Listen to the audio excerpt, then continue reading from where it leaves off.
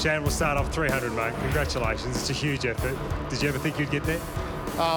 It's a long, no, not really, no, it's a long time in the footy. My first year, Drew Banfield played 260 games, and I thought that was an absolute mile off. So, it's a long time in the game. First player to get there for the West Coast Eagles, so that's obviously a massive feather in your cap. Must be something you're very proud of. Yeah, it is. It's probably more just about staying in the game for so long. It's more about you want to have an impact on the footy club and the team when you can, and I've been trying to do that for all out my career. So, as I said, to be able to play as long, pretty proud, and been talking to the boys, just make sure we win today. No, I know it'll mean nothing at the end of the day for you if you don't get the win. I know that's more important for you. How's this team going at the moment? The last couple of weeks, you feel like you found some form again? I think we have, even against North Melbourne for a half, we just didn't kick straight. So I think one of the things we've been talking about is just playing better team footy, work rate, and just taking what the opposition give you. So I think we've been doing that, but today's going to be a good test. Collingwood playing all right. They like to play an attacking style of footy, so we have to be on our game. They've got a lot of ins and outs. What are you expecting from the Pies? Well, I've seen since Harvey's taken over, they're probably trying to play a bit more attacking style of footy and score, and that's what the game should be about.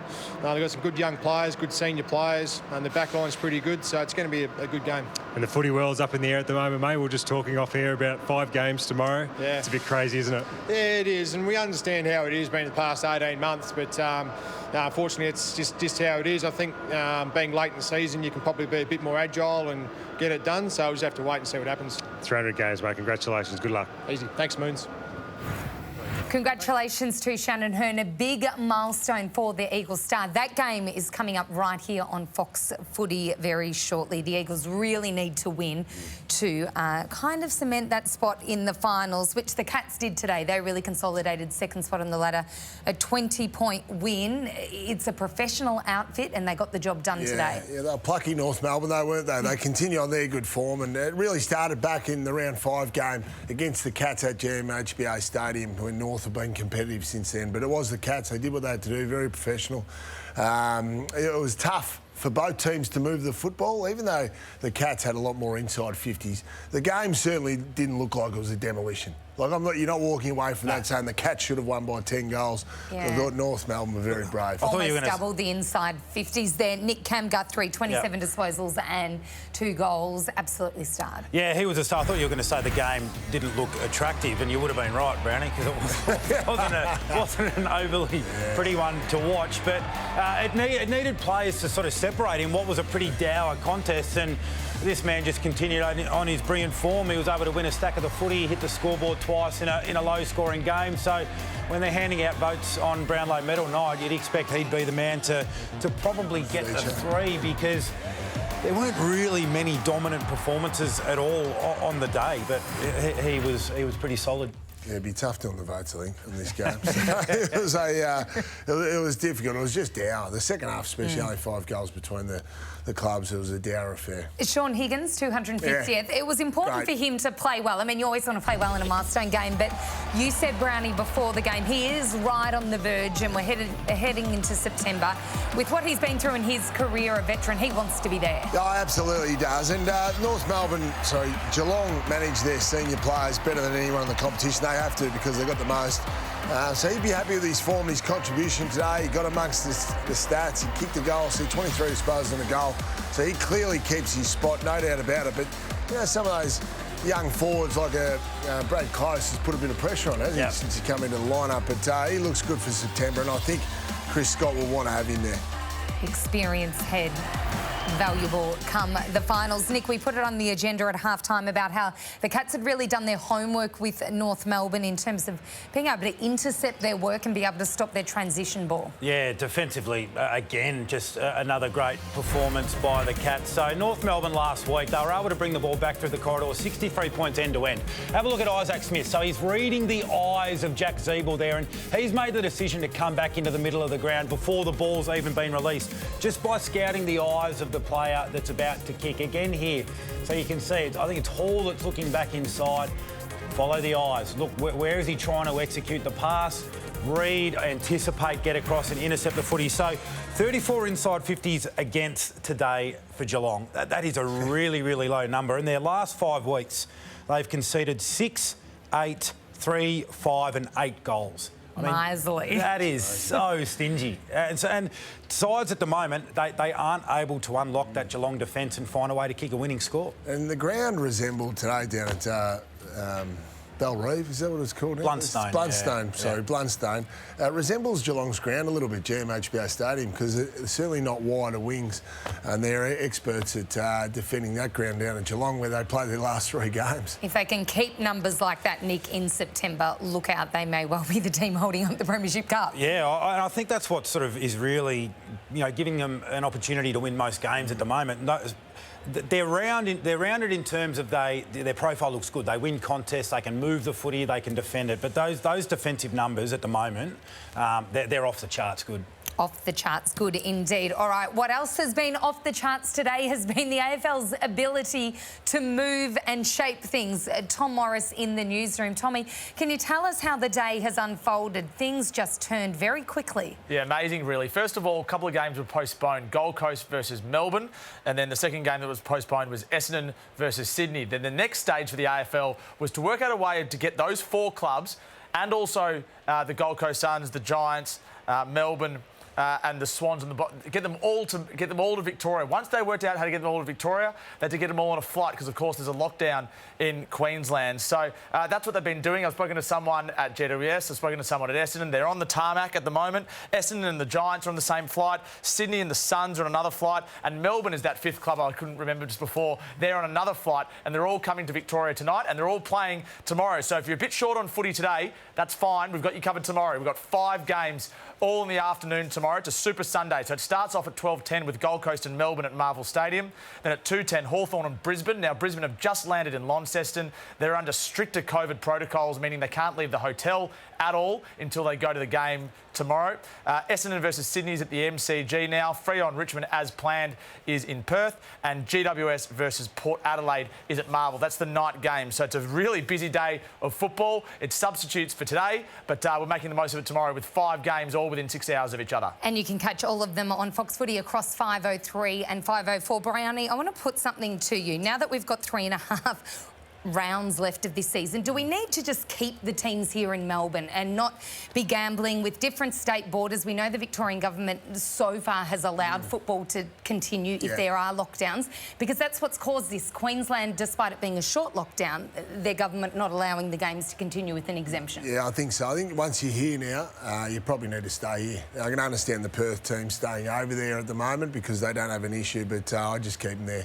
That's the insurance policy of getting this season done, especially if the AFL wants to keep that pre-finals bye up their sleeve. They want to keep it up their sleeve for as long as they possibly can. If they have to use that joker or wild card in the last week of the season, they will, but they need that. So I think that'd be prudent. Minimise movement, Nick, seems to be a safe bet at this. We are so close to the end of the home and away season, but in some ways also so far. Yeah, that's right. So I think as well, so a conversation around flexibility from the players, because if we can schedule some more 5-day breaks, and then that might just allow us to be a little bit more agile. Monday night football, Thursday night football. All of those things, get them out when we can, because don't forget, if all the games are in Melbourne, we've got to find places for them to play, which might mean shorter breaks, stretching the schedule out to incorporate Thursday night games, Monday night games, which can only happen with the PA buying into 5-day breaks. I think with finals being right there, I think the players will be more accepting of being flexible. Interesting times indeed. Well, it was the Cats today in Tasmania getting the job done over the Kangaroos. Stick around though, coming up next on Fox Footy, Shannon Hearn, the West Coast Eagles champion, plays game number 300. It is the West Coast Eagles and Collingwood coming up from the MCG.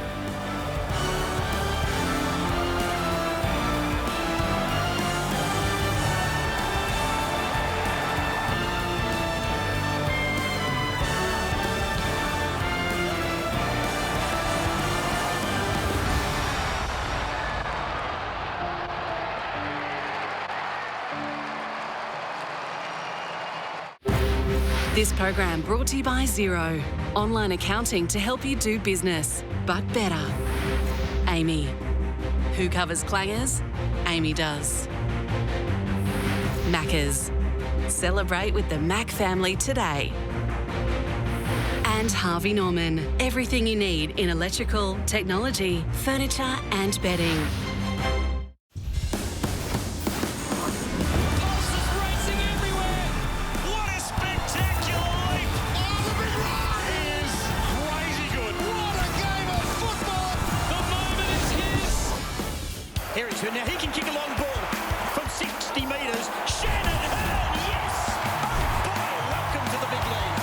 He's old school. He looks old school, doesn't he? Hearn made the ground from nowhere. Been a great leader, great inspiration for a lot of us players, and just a great mate. He's a man's man. You know, he's the type of bloke you want to play under. He does the right things at the right time, and he just leads by example.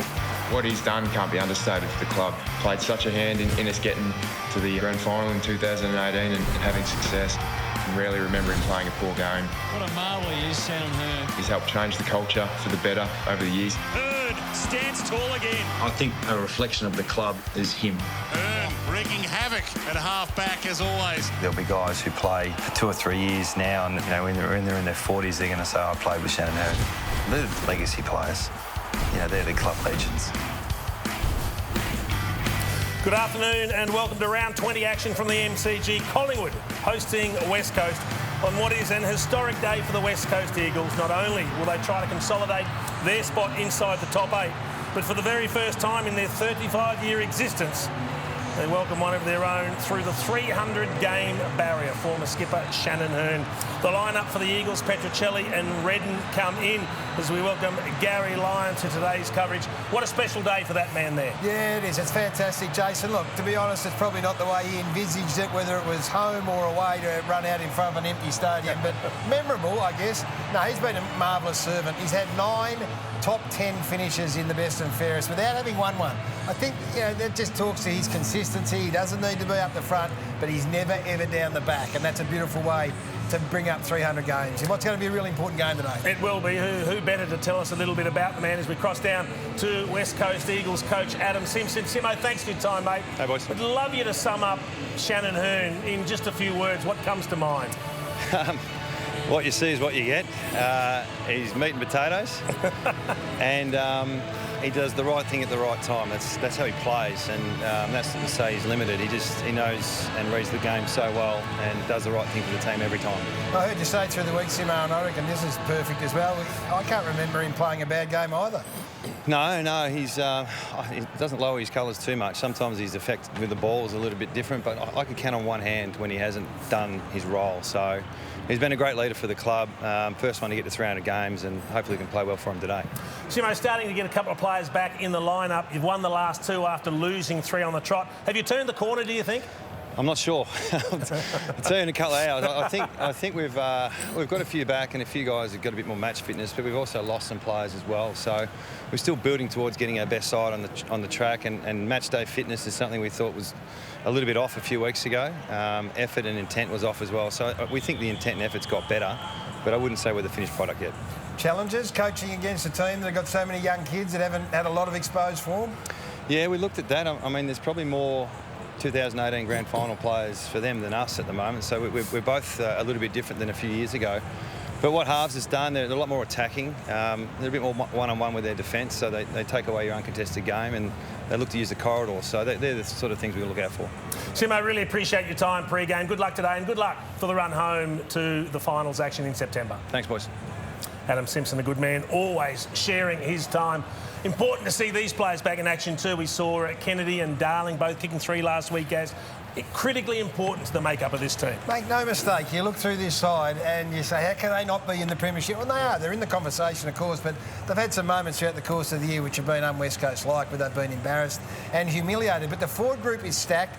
Darling, Allen and Kennedy, the midfield's elite, and you're coming up against the side, this Collingwood side, as they run out here at the MCG, who, through necessity and circumstance, have just turned their list over. No penalty, no more in recent times. It's young.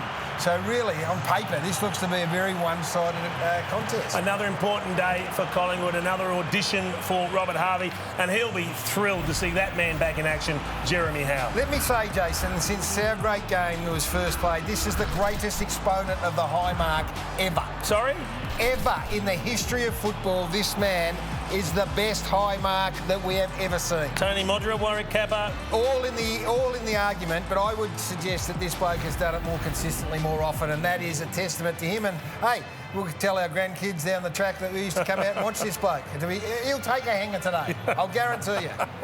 Oh, it's fantastic to have him back in action. Time now to hear from the Collingwood coach, Robert Harvey. Cameron Mooney has caught up with him.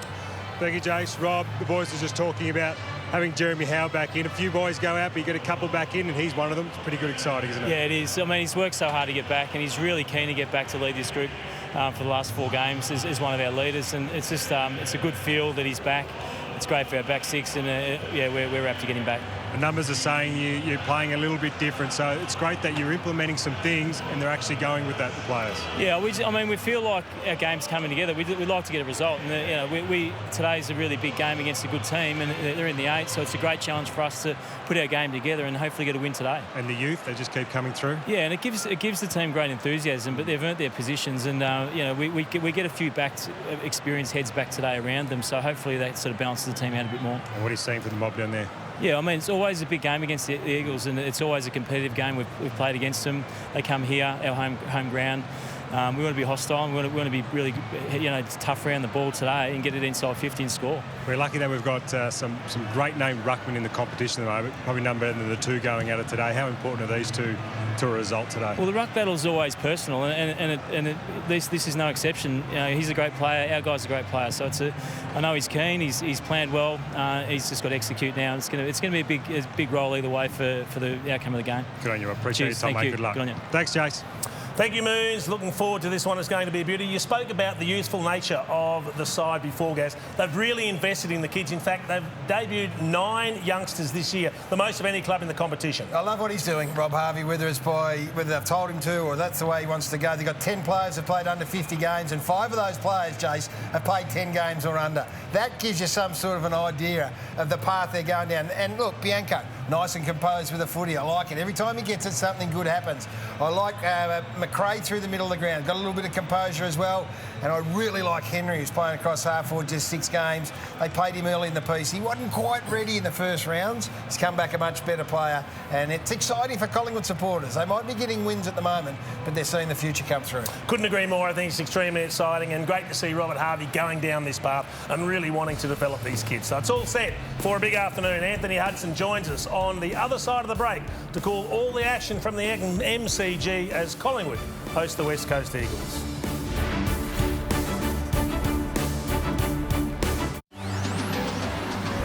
Well, Retro Round has us back in the 90s, and it couldn't have started better for Collingwood fans as Lee Matthews and Tony Shaw led them out of a 32-year drought.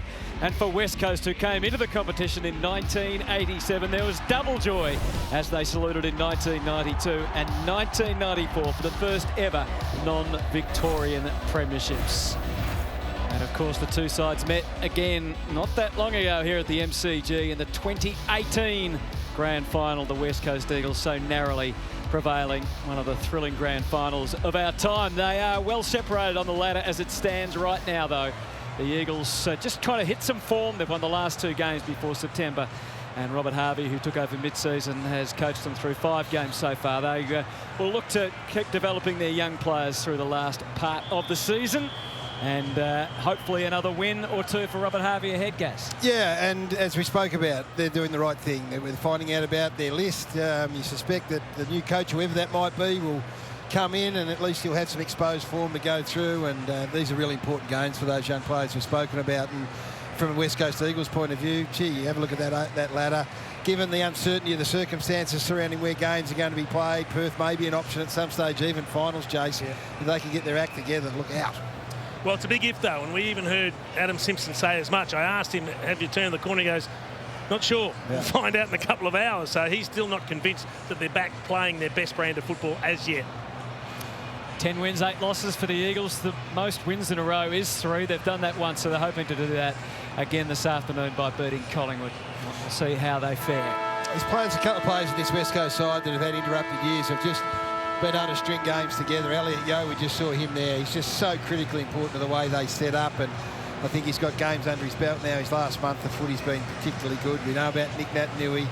Their forward line's stacked. It's the back half, Jace, that just gets a little bit vulnerable at times. Not because of that man celebrating game number 300, but they've been marked a bit against in their back half, which is a bit, when you've got Barras and McGovern. Well, they've been missing for different parts of the season too. Barras still yet to return, so they've had some holes down back, but they haven't defended well. And the other thing they haven't done is they haven't transitioned the ball well from defence to attack.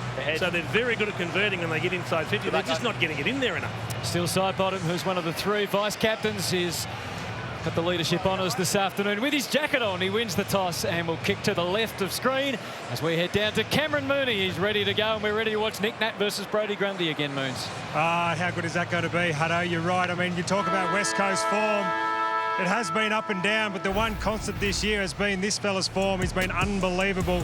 His ranking is just through the roof. He's almost been the forgotten ruckman somehow this year when you talk about Gawn and Grundy and O'Brien and the likes of these guys. But his outstanding work through the middle of the ground at the moment has been enormous. He just needs this midfield to get fit. He needs them to get healthy. He needs them to jump on his coattails and get along for the ride. Because as you see here, what he is doing is absolutely enormous. And he's virtually taking this club all the way to the finals if he can just get some help through the middle of the ground, boys. And I think today will be a good start for him. They'll get that 3 on the trot. They just might give everybody a shake come September. Thank you, Moon. Still no Luke Shuey, but apart from that, their midfield is fully stocked and now has a bit of footy behind them. Yeah, as we said, just with Yo having some continuity, Gaff comes back after, well, not comes back now, but has missed a bit. Kelly was the one that turned it on when they needed it most last week, and I reckon that would have been heartening for West Coast supporters. So they're stacked. They go really deep. They're going to get... we've seen this from this young Collingwood group. They are capable of serving it up, and they'll be really competitive for the afternoon. Jeremy McGovern spent a little bit of time in the ruck last week because they're still trying to work out what to do in terms of the backup for Nick Natanui. Will it be Oscar Allen, who kicked 5 goals last time? Jeremy Howe returns for the Pies, and he starts in defence. And we get things started with Nick Natanui against Grundy in the middle, and then Adams, who flicked it up to Grundy. So he gets the first meaningful kick forward. Elliott against Rotham. Size advantage for the Eagle. He got it towards the line, and Gaff decided to keep it in through Shepherd and hoping to link up with Kelly, but that didn't quite come about. Some fierce tackling to get things started as they get a feel for the footy and each other. Duggan will hand it back to the umpire. Goey started in the midfield, spending more time through there. Maynard's got Darling, so it'll be a big match-up at the other end of the ground. Fashion it inside from Brodie Grundy. And they're firing out the handball. Henry, who kicked 2 goals 3 last week, and since returning for a 3rd time to the senior team, really looks ready now, doesn't he? 3 goals and 2 goals in the last fortnight. The other matchup I'm really keen to look at the moment, you've got Jeremy McGovern on Brodie Mychek. Now, Mychek will work up, he'll work back, he'll cover ground. McGovern he'll peel off a lot, and he'll just back himself to read the game and put himself in position to intercept. So the tackle lingered a little too long on Jamie Elliott, and he'll get the first shot for goal this afternoon. Yeah, so important as well, isn't he? Elliott, he sort of takes over the space and the territory that De Goey commanded as a forward. Now De Goey's more time in the middle. It gives Elliott a better look at it. Came back, of course, after that 10-week spell with injury. Kicked 6 against the Crows. Since then, 7 goals in 6 games. Just 1 goal, 1 last week. This will take his best from 50. And the distance proved a little bit much to overcome as it strays away to the right. You mentioned the free kick coming from a tackle. They're the worst tackling team in the competition, the Eagles, in terms of efficiency. You're not going to beat the good sides in this competition if you can't tackle. Hearn just trotting in game 300. What a player he's been. The kick goes out to the wing. And plenty of Collingwood representation there. Adams to De Goey. Abbott played short to Hoskin. Elliott returning to the team this week. Fair bit of experience, as Robert Harvey said, back into this team despite the fact that they've lost Scott Pendlebury. Just saw that battle in the rucks. They were looking for Brodie Grundy pushing forward, but Natanui able to cut it off. Good link play by the West Coast from Redden to Sheed. And that dangerous forward line, but a blockage on Darling. Maynard playing in front. That was the transition that they can sometimes struggle with was fantastic. Darling had got out the back, but the kick was a shank in the end. The only problem is it was probably 5 metres further than he could kick the ball, and he tried to kick the cover off it. Move it on, play on. Jeremy Howe. That probably wasn't the best contact off the boot. I know he opposed to Cameron that time. Rotham played it back. Hearn, another handball. Normally he's a kicking man only. Not so far today. Edwards to half forward. Kennedy versus Roughhead, dueling it out. Now Langdon feeding it back. It's a little bit untidy, the ball handling. Elliott Yo to Kelly. Dynamic second quarter we mentioned last week. Kicked a great goal, 13 disposals. He's had basically 25 disposals a game through the last 4 weeks, Tim Kelly, really building at the right time of the year. Go with him, Oscar. Yours. Grundy. See if he can work Nick Nat over and really take him to places around the ground. It'll be interesting to see the tactics of both players. Cameron thumps it forward. It's set up for Myercheck, and McGovern couldn't quite finish it. Henry has one go, and then the troops arrive. Duggan had good awareness of what was there in support for him. Cole to Sheed. Unflustered through quite a bit. He got one high. He was going to be trouble. He was going to be gone. Number 1 mark play on team in the competition over the last month, Collingwood under Rob Harvey. So they're going to go.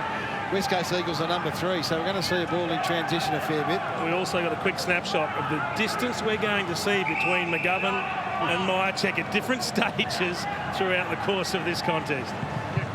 Last time, earlier in the season in round 5, Brodie Myercheck kicked 2 goals, 5. Dustin Moore was playing forward that day. He, of course, is out injured at the moment. And that was the day both Howe and Jordan De Goey suffered injuries. The Eagles winning by 27 points. It's been one of the constants for the Pies this year, though, Brodie Myercheck. 29 goals. So the Pies winning around the clearances, as you can see, very early days. Elliot Yeo's made a big difference to West Coast. Adam Simpson was delighted post-match last week with the fact that Yeo really now is getting back to his best around the clearances. And the hunt is on. It's Collingwood going forward at the moment, though. Grundy again, able to work it back through Maynard, the delivery fair bit off the mark. See, the great ball movement right up until the last kick. And we know about last kick and the kick inside 50, how important it is. But you've got to love the way they move the footy from one end to the other there, Collingwood. Well, they've become a mark and play on team, haven't they? Number right 1 in the comp last month. As compared to under Nathan Buckley, so that's one of the big changes. Main cutting across, also trying to step in for Collingwood. They pile in. The umpire's interpretation is that's worthy of the ball. The other thing about that ball movement from Collingwood, what it's allowing West Coast to do is move it quick as well when they do create a turnover. So we're actually seeing pretty good transition from one end to the other at the moment. Adenui fighting hard. Kelly to the voice of Yeo, and then out to Gaff. Able to give a little bit of room for Shepherd. Madgen, who had 25 touches last week. Cripps ever dangerous. That's out of bounds on the full. So this is a really good test what we're going to see right now, the ultimate. You are stuck against the point post. How do you transition here? How aggressive are you? And that's a first aggressive step here. Change of direction. Jack Crisp finding Howe. Be delighted to have him back in defence, wouldn't they, Jeremy Howe? Not just for the marks, as we talk about, but for his ball use on the way out. And leadership too, with such a young group of kids that they've got in. Roughead just had time to pick out a handball, and there is Howe, both off right and left boot. To Goey through the middle. This is the other thing, through the corridor there. Happy to go. He ignored Hoskin Elliott out to the right, took a more aggressive line and faulted on the kicks. That allows, as you said, Jace, the Eagles to counter quickly. Gee, that was a horrible kick from Taylor Adams. He had 2 players streaming out to his right, missed them, and then missed the target that he went for down the middle. Shepherd into the corner. Petrocelli. It got there just. Much to the disappointment of Jack Madgen. He's kicked 16 goals, Petrocelli, which is a really good return, I reckon, for someone that's not an absolute staple part of this setup. He's still been in and out, a little bit with injury, a little bit with form. You're always a chance, I think, though, to come back in when you're blessed with speed. Speed's a rarity these days in the game. Missed last week, but 2 goals, 2 from 20 touches in his last game against the Crows. Jack Petrocelli, and he is an accurate kicker of goal normally. Not on that occasion. 16-6 for the season for Jack Petrocelli. So Howe again, crisp enough to find Main.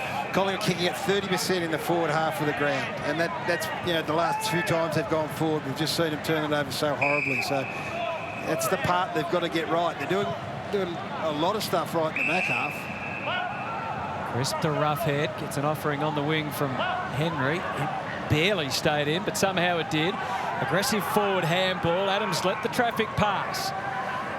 Grundy back to him. Now they get the chance to take the kick, but Elliott's going to have to leap a little taller than he's able to there. 3 in a row inside 50, straight to Jeremy McGovern. Which isn't making Brodie Myercheck particularly happy, because he continues to lead up and he gets ignored or missed. Gaff on the way out to Petrocelli. So why wouldn't you just, when you look up and you see that, kick to space? Yeah, right here. Or honestly, if you know that McGovern's going to sit off, why wouldn't you just look for Myercheck? as often as you possibly can. I think you're also finding at the moment, guys, the midfield is so crowded and Collingwood are playing on at every chance that they're putting themselves under pressure. So they're just not even looking at what's up and they're just kicking it blindly at the moment. I'm just feeling that the three big gun forwards that I'm working with this afternoon are just struggling a little bit. No, I love what they're doing, Collingwood. I love that they're taking the game on, they're moving it quickly, but the most important kick, the one inside 50, they're just failing badly. To Goey, weaving through purposefully, put Rusco under the pump though, and Cripps, that's part of his game that is outstanding, the tackling. Good lunge from Langdon. O'Neill confronted but found a way through West.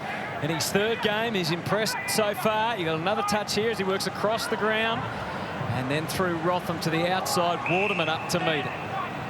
One area where they still have some holes is their small forwards, isn't it, with the injury? And unfortunately, Liam Ryan hurting himself last week. I believe Willie Rioli's back. He's training and getting standing ovations every time he touches the footy. You're training.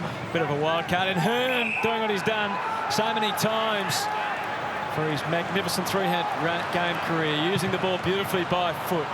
O'Neill, tough to pierce a hole in that huge crowded forward line. Well, that was just too slow. I mean, you took your time, gave them the chance to get back and get in front of both Darling and Kennedy that were deep targets early if you wanted to pull the trigger. People, they're just looking for a perfect kick too much at the moment. So Myercheck leading up. That's one way for him to get a possession ahead of Jeremy McGovern, who's get right up to the half-back flank. But where to next? Noble to side bottom, the boundary line as he saved it.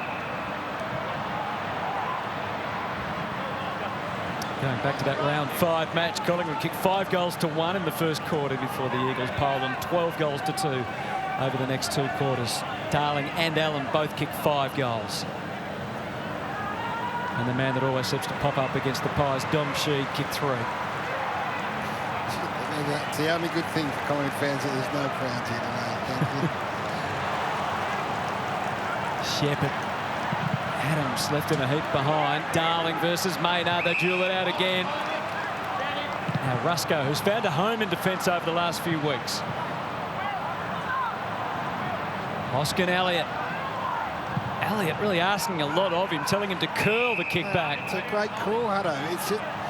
He's running backwards away from the footy with Hoskin Elliott with the ball instead of trying to hit up and making that a much easier kick. I think you've got to take your hat off to Rotham as well, who took the space and read where the ball could go, where it could only go. Yeah, so Elliott's got to make a decision then, Chase, doesn't he? Do I keep going like this with Rotham having this superior position on me, or do I stop and try and change it up? Maybe cut back up the corridor, do something different, give him an option. Well, the Eagles' defence has positioned themselves beautifully. Duggan tosses it up. Darling had a great side on it. Nick Nananui is drifting back to the goal square here. Kennedy makes his lead. Ignored all of that and goes for Waterman tucked away in the pocket. So what's the better one? Waterman with an uncontested mark, 45 out on the boundary, or Nananui at the top of the goal square, 1 out with... Doesn't take a lot of marks, Nick, that, so maybe he summed it up. And it's a nice kick, Waterman. It's a very nice kick of the footy. Take his best. 12 goals, 7 in 12 games. Back last week, a big bag of 4 in the waffle. Got him back into the team. He kicked 1 goal 3 last week from 16 disposals. It is normally a beautiful kick of the footy, not so there. The sound of the empty seats. Climb the fence and get that one for us. Quick kick in because Ruffhead had got himself clear. Didn't quite get a run of the footy. Main and Noble on the tidying up job. He wanted to kick the ball to the interior, but he ends up going down the line where the Eagles were still pretty well placed. Andrew Gass had 9 possessions. Will Hoskin Elliott was his opponent for the first 10 minutes. He's wrapped up 9-2. I think he's been relieved of the duties at the moment. Kennedy tries to lift up. He had a couple of substantial obstacles in his way. It's a free kick going to Kennedy. Maybe against Jeremy Howe. Matt Newy's pushed deep again. Cripps couldn't quite. Quaynor from Main wanted to return it to him. In the end, he settled on to Goey, and eventually it does get back to Quaynor. Side bottom to Goey. Good hustle here from the Pies on the way out. This time by hands. Let's see when they can get a kick away. Well, maybe they will now. Thomas back to side bottom again. I think that's about dozen handballs in a row. McRae will be the kicker, and he's spotted Noble. So they've crept forward well. Is there one more to come? There is. Drifting down to the pocket. Hoskin Elliott, the natural leap. And they've pieced it together all the way. Finally, some good vision coming forward, Gaz. Terrific. I think it was McRae you called it. Hutto had great vision to the left side of the forward 50, basically opposite to the direction he was running. That's where Noble had pushed down into space, and he had an eternity to pick out what he wanted to do with the footy. So Will Hoskin Elliott should be able to just pop this through, and he does. Some joy at last for Collingwood. Well, if Andrew Gaff's going to rack up, he's on track for 40 plus, then this is what Will Hoskin Elliott's got to do the other way. I'm loving what I'm seeing about from the Magpies here.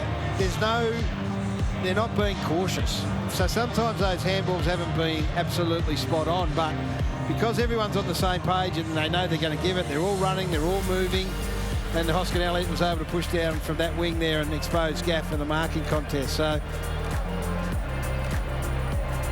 it's an exciting brand of footy, Jace. Now, the sustainability of it is going to be the question, because we've seen it from Collingwood. In the last few weeks, they start well, and that's okay. You understand it given where they're at. But I tell you what, it's pretty exciting to watch when they go. Well, I like what they're trying to do. They're picking them apart with their foot skills, because West Coast aren't a great contested possession side. They'll give you space. They want to play in their own space as well. So Collingwood's taking advantage, and just they're dropping their eyes and looking for short targets. Grundy winning the hit-outs at this stage. Not a huge differential in the clearances, and we saw last night how misleading it can be. Natanui on the tumbling punt deep towards full forward. Howe on the job has really solidified that Collingwood defence already, Jeremy Howe. Main back to Grundy. He's got Noble ahead, or decides to go by hand to Crisp. Good kick. Well, actually, it wasn't as good as I initially thought. Just a little bit too strong, and side bottom had it knocked away by Rotham. I think what Adam Simpson would like, they've been inside 58 times, the Eagles. They aren't always a big high inside 50 team, but they want to try and keep it in there a bit more. Want to try and trap it in, get some forward pressure and some repeat entries. It's coming out pretty quickly at the moment. They've won the inside 50 count the last 3 weeks. So that's a little better in terms of opportunities for their forwards. Madgen was reasonably cool. The hand pass wasn't to his liking. Crisp able to tuck it under his arm, and now they can go. I'd go one step further and say the pressure's been extremely poor. This is what they've done all quarter. Collingwood just run it out. Yeah. And they get to the half-back flank, and then Madgen took a step too many. Well, that's what we know. That's what we want to see from an Eagles, and now they should score. O'Neill with a run down, Langdon with a kick, Darling doubling back eagerly to goal, although Roughhead has him covered. Maynard not sure whether to stay on the mark or cover the short. Kennedy really could have got much closer to goal. It's going to drop for Darling, but just over his head. Made a bit of hash of it, Josh Kennedy, didn't he? He needed to move it quickly. He had Cripps popping on over the top, or he could have run right in. He just kicked off a couple of steps. Adams to Crisp. They're loving this possession-style game, Collingwood, though. Once they win it deep down back, they're being given so much space to find each other by foot or by hand. Ginnivan, who we saw last week for the first time. Jack Ginnivan, Bendigo boy, in his second game. The only problem is with it, Jace, is it's pulling the forwards right up. So when they do get from centre onwards, there's just really no numbers there to go to. McRae to Goey, so they've got to buy a bit of time by hand, just shoveling it everywhere. They're mesmerising the Eagles, though, and they do get through to Henry this time. Side bottom, demanding it in the goal square. You've got to give it to your skipper. He does eventually, and that's 2 for the Pies. And some questions for the Eagles to answer. Well, the ability for Collingwood to transition from their defensive 50, certainly into their front half, but on this occasion, they did have someone to go to, because Cam Mooney's point was well made. They were lacking targets forward of the ball, but look, this is just exciting. Now, we expect West Coast to make the adjustment because they're a side who are going to play finals, and we expect now the adjustment to be made. But right now, it is all guns blazing for this Collingwood side. And that's exciting. And what happens? It's infectious, so they'll go, well, if I run, I'm going to get the footy. It was a very interesting decision by Rotham to leave side bottom and go towards Ollie Henry when he was never, ever going to get anywhere near him. I'd rather make him have a shot from 40 on the run than hand pass over the top. Grundy allowed Clear passage at that tap by the uneven bounce.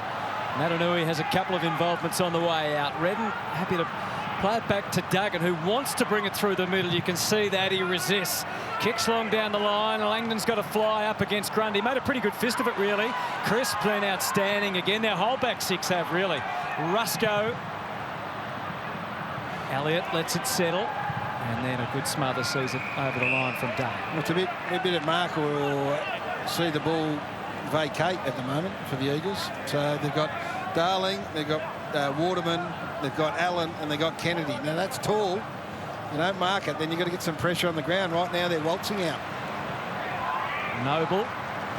Everyone was up around the 50, so now they start to head back to goal. Bianco is generally a good user by foot. He makes a liar of me there.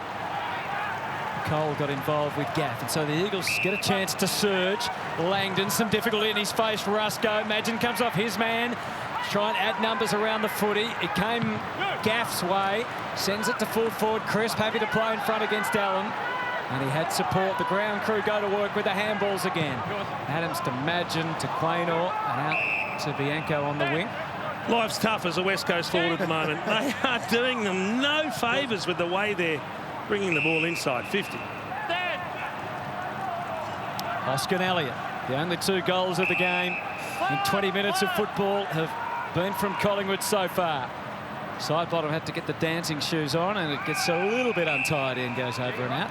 So every ground ball that's gone into West Coast Eagle forward 50 at the moment, almost every one has been won by the Collingwood Footy Club. So get the ball to ground, and away it goes. Started on the bench, Adam Simpson. I think he's moved up for a better view, trying to find out what's going on.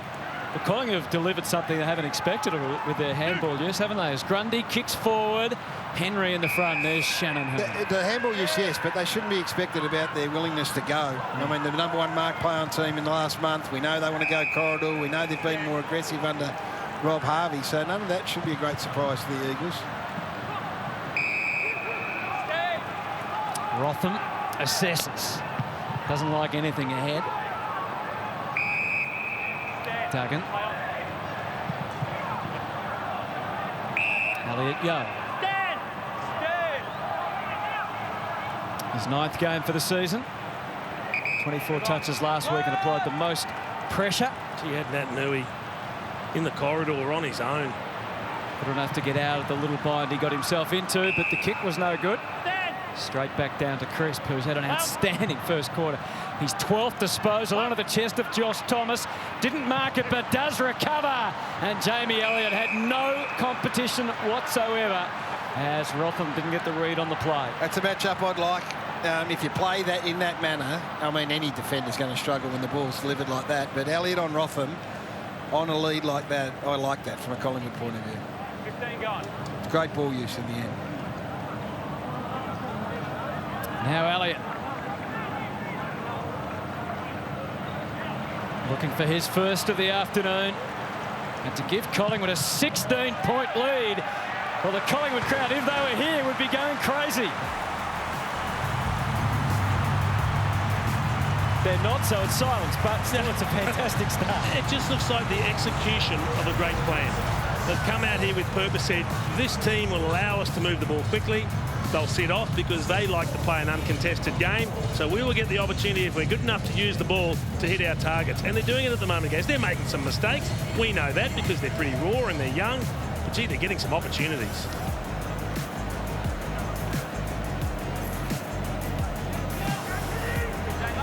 Now, the challenge, obviously, is to be able to maintain this. We saw them start in a similar fashion against Carlton, I think it was, where in the end Carlton ran over the top of them. But with another 2 or 3 weeks of the benefit of, the way the Rob Harvey wants to play, whatever it is, then you'd hope it's sustained for longer. And unless West Coast get their head in the game and get some defensive accountability, particularly in their forward half, and the way they go forward, well, we've seen that they can blow up pretty quickly.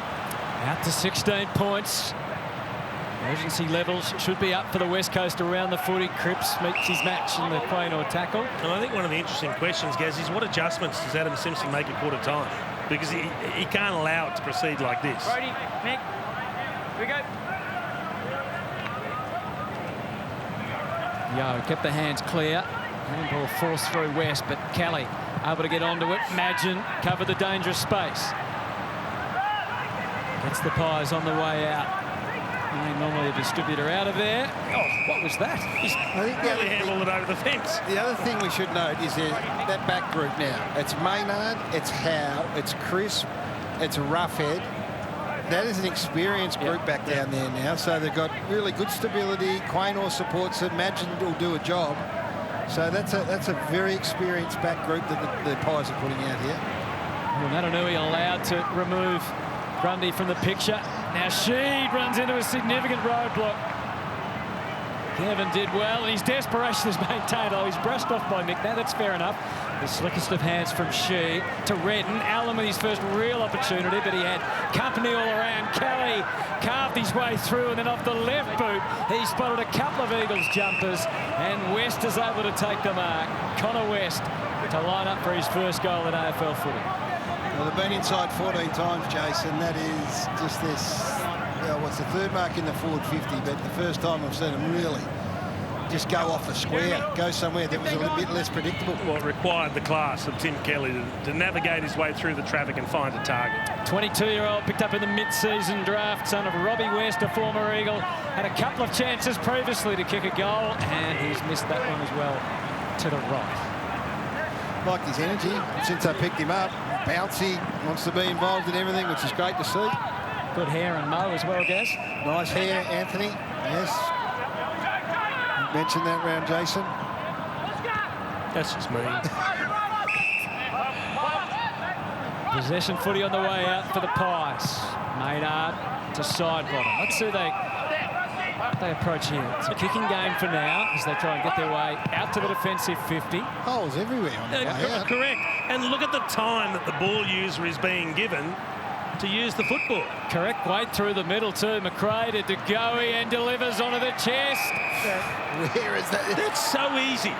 Exactly. That's a training drill. The lack of pressure and willingness to close down has been... It's not worthy of a side who are contending, but on the other hand, you've got to take advantage of it, and Collingwood are, and it's great to watch. So the ability to go inside 50 compared to what it was in that first 5 minutes when they were kicking it down McGovern's throat, the change that they've made halfway through this quarter has been excellent. Jack Ginnivan now, the 18-year-old, he too looking for his first goal in AFL footy. His second game, a few tricks which we saw him apply last week, but this is just a straight drop punt, and it has the carry, and look how much it means to him. What a way for Collingwood to finish off this first quarter. They've kicked 4 unanswered goals, and the latest of their youngsters and hopefully young stars being unveiled in the last couple of weeks has kicked his first goal in AFL footy. You asked Adam Simpson, let's back over it. Have you turned the corner, Jason? And the answer was? He said, not sure. I'll tell you in a couple of hours. I think you can tell us now. They haven't. Now, we spoke about pressure, Gaz, and that looked like a training drill.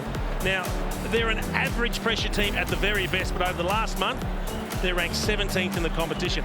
That's not the sort of characteristic that suggests this team's going to have any say come September. And if you can't defend ball movement like we're seeing here, then you don't deserve to be involved. Look at this. From the back half, and it has been put on a clinic so far. So dying seconds of the opening term, which has belonged to Collingwood. That might just about do us for scores, and that won't worry the Pies fans too much because it's their quarter. It's meant to be a celebration for Shannon Hearn in his 300th game. Well, it's a nightmare for the Eagles premiership captain from 2018 so far. A lot to like if you're a Collingwood fan, though. They've kicked 4 goals, 125. The Eagles with some chances, but just 4 behinds to show for it. It's Collingwood by 21 points.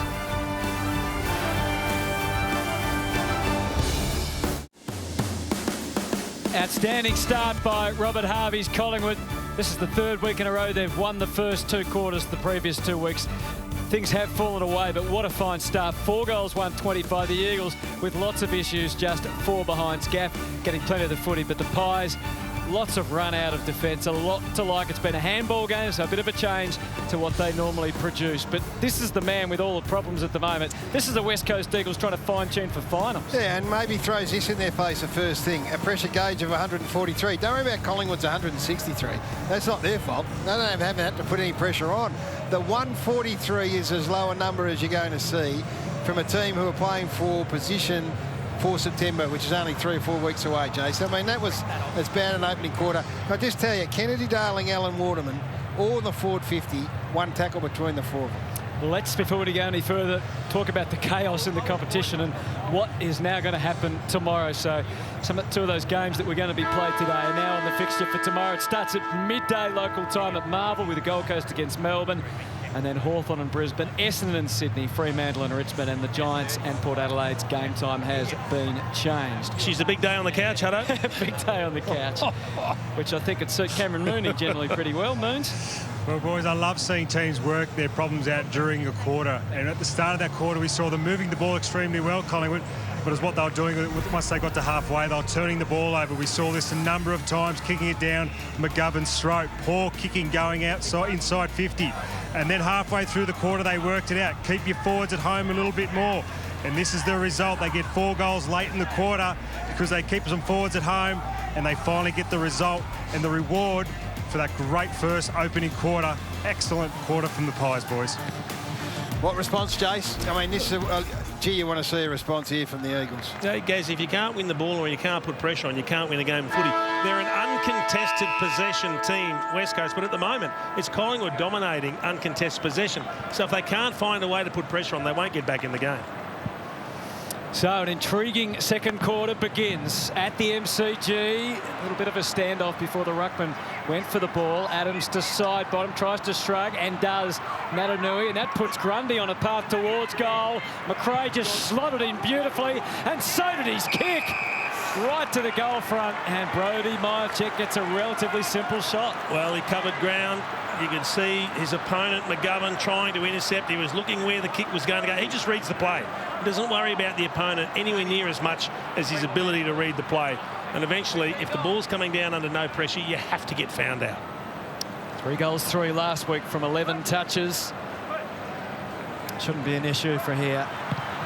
For Brodie Grundy, and he pops it through. So where you left off is where you begin.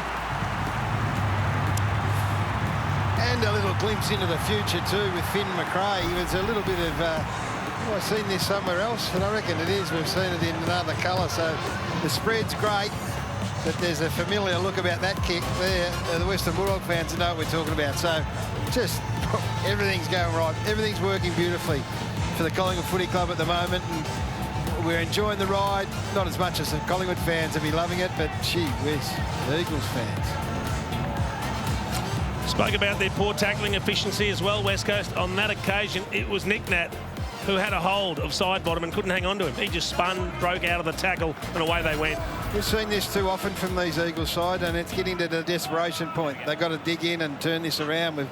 We've seen some really humiliating performances from them, and they just cannot afford another one right now. I don't know who that time got the better of the ruck contest. Look at Grundy with a follow-up, which is something that he excels in. Now he's putting a massive tackle on Petruccelli, locks the ball away, and the umpire decides it's worthy of a ball up. It's great to see. Yeah. Fantastic to see from Brodie Grundy. Basically the 2 best ruckman hit-outs to advantage in the competition this season. Rusco just fractionally loose on the handball, and now Yeo with the set-up kick. Allen versus Howe, got bypassing both. Howe onto it, the goal square, and behind, he was just about to concede it, and then saw that he could keep it in, and crisp. Broken tackle. Adams, back to Howe. A lot more surety about Collingwood's defence with Jeremy Howe back there. No, they are experienced back there, and they're having no problems once the ball goes into dispute. Main for McRae. Oh, no, he's standing the mark. So McRae could just give the little pop kick over the top. And now Main to side bottom. Stand. 27 points the difference. Play on. Eagles goals. Cameron imposing in that contest. The Eagles were scouting pretty well. Again, it doesn't come to anything. Yeah, well, he's down, Brody Grundy, because he and Cameron both flew for the same ball. And you know what? I don't know. It must be a tactic. Nick Nat knew he stayed at half forward and didn't go down and man Grundy up. He let Grundy go. Grundy stood on his own, and Nick Nat knew he stayed next to the kicker. Comes up to it now to take part in the ruck contest. Sheed edging it forward. Good grab. Petrichat had offerings to the left. Darling says, just kick it long to me. I've got a one-on-one, but he has no interest in that. Going to work for a better angle. Edwards, who got an experience last week, didn't he? It's Max King back in defence. McGovern. Challenging kick, really, and then he made it for himself. Look at the way Collingwood pushed up, drove him backwards, didn't give him time or options, and now you get an error. Collingwood medical staff rushing down the stairs to get to treat Brody Grundy. McRae, slight error, but the recovery was outstanding. Left foot kick, and Nick Natanui, who doesn't take too many intercept marks. He doesn't take a lot of marks full stop. Good coverage, though, because Cameron was the one who took him deep, and this time when he went defensively, he went with him all the whole way. That's a better kick from McGovern to Redden. Oh, Hearn gets the call he didn't want. Oh, handball. The umpire said it was a handball. And then in the back. Ginnivan not too happy with that. Game number 300, Hutto. They're looking to change. Versus game number 2. They're looking to change to try and get that familiar game of theirs going, trying to have a bit of possession of the footy, see if they can open up this Collingwood full ground press at the moment. Shepherd to Duggan. And that's come off the outside of the boot as well. Too hard for O'Neill, but easy for Crisp, and a driving kick forward onto the chest of Henry. He had an option deep, and he had one coming straight at him. And that's the one he chooses, and it's Jamie Elliott again. Gee, that was good. He timed it beautifully, Elliott. He just waited until Henry got back with the footy. He was going to take Shepherd back to the square and then just hit straight up. A nice, easy little stab pass. This is it's the forgotten kick in football. Is the little chip kick to a lead. Well, you know, he's got good strength above his head, but he is a good lead-up mark. Showed it there. Can he make it 6-zip? It's tight. It's working back. This is a domination from Collingwood. And the Eagles have not got started. No, it's so good to see. From a Collingwood point of view, so the Eagles are in a bit of shock at the moment. So the last 2 times they've tried to come out of the defensive 50, they thought, let's go slow. Let's try and own the footy a little bit, you know, uncontested mark, chip it round. The first one ended up with McGovern kicking it out on the full, and the second one ended up on Crisp turning the footy over and coming back and hitting up Henry and Elliott on the lead, which ends up in a goal. So they are at a loss right now. It is. This is so good from a Robert Harvey point of view. I mean, I know the speculation about coaching, that sort of stuff. You cannot be many more impressed than this. This is a tangible change in the way they're playing. They've bought in, they're executing. The question now is what sort of resistance is there? And at the moment, there is next to none. Well, the only thing on West Coast side is time in this match, isn't it? And potentially Brody Grundy's availability. Well, the good news is, Hutto, he's back up from being downstairs. He's obviously doing some run-throughs there, so looks to be OK. That is good news. 33 points is the margin. Taylor Adams already up to 15 touches. Crisp, 14. To Goey has his 13th. A bit forceful for Quaynor, but again, he just strolled through.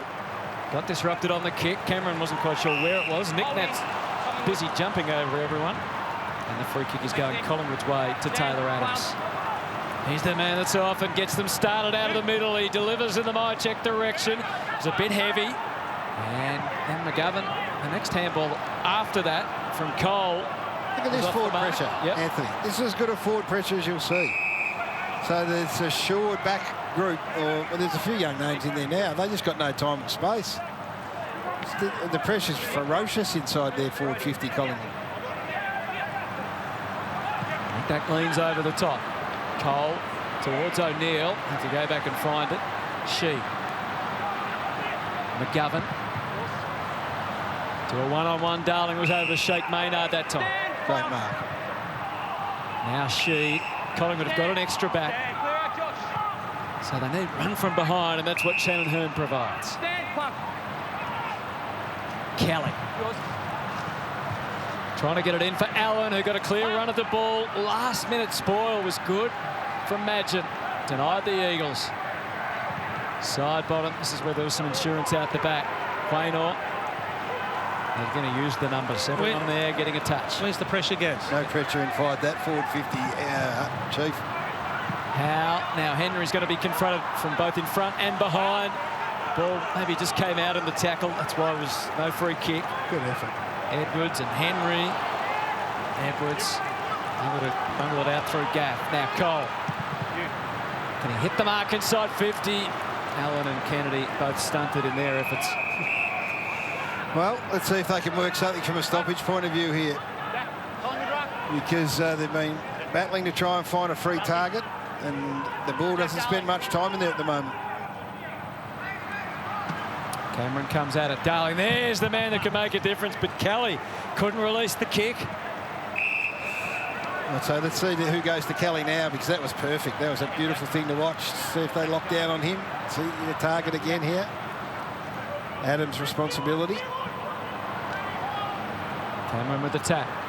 Yo made his move. Adams touched. Sheed scrounging it. O'Neill overran it. Thomas back to the wing. Back to Elliott. Edwards and Rotham there for the Eagles. A tug at the jumper. That's a free kick to the young Eagle defender. Did a good job, Edwards, just to get that hand in there. Went back into some uncharted territory. Game number 8. 200-centimetre, 20-year-old Allen. Can't take it. Darling tries to break through. He did with pretty good effect in the end, but Gaff was simply overwhelmed. No whistle. Interesting in itself. Side bottom, it's not a problem for the Pies. Now they're going to handball mode. Shuffling it around. Whoever's there, just take the first option straight away. An open country on the wing for Bianco. Until his kick was disrupted by the smother of Shepherd. Duggan had his wings clipped, so it's still up for grabs in front of us on the wing here. Elliott and Kelly, and it's the Pies that prevail. Side bottom to Goey with a decisive kick. Henry's covered some good ground just to get back there. That was side bottom, Adams and De Goey in the back pocket who worked it out together. And that's side bottom and De Goey who get involved again at centre wing. And the kick down here to Henry. So I've not seen De Goey work like this before. Oh, he was fully wound up there. Maybe he just couldn't quite get the connection, but wouldn't you know it, when you're hot. Well, it's a mark to Cameron at the front of the goals. Did the early body work, threw his opponent out of the way. I love the effort of Bianco up on the wing. So he makes a mistake, but then it was the desire to turn around and put pressure on, lay an instant tackle, create the turnover again, and they were able to head forward. This is for 7 unanswered goals. It's extraordinary. This is from a team that have got 10 players that have played 50 games or less. This is Darcy Cameron. For his 19th goal of the season. There's another one to the Pies.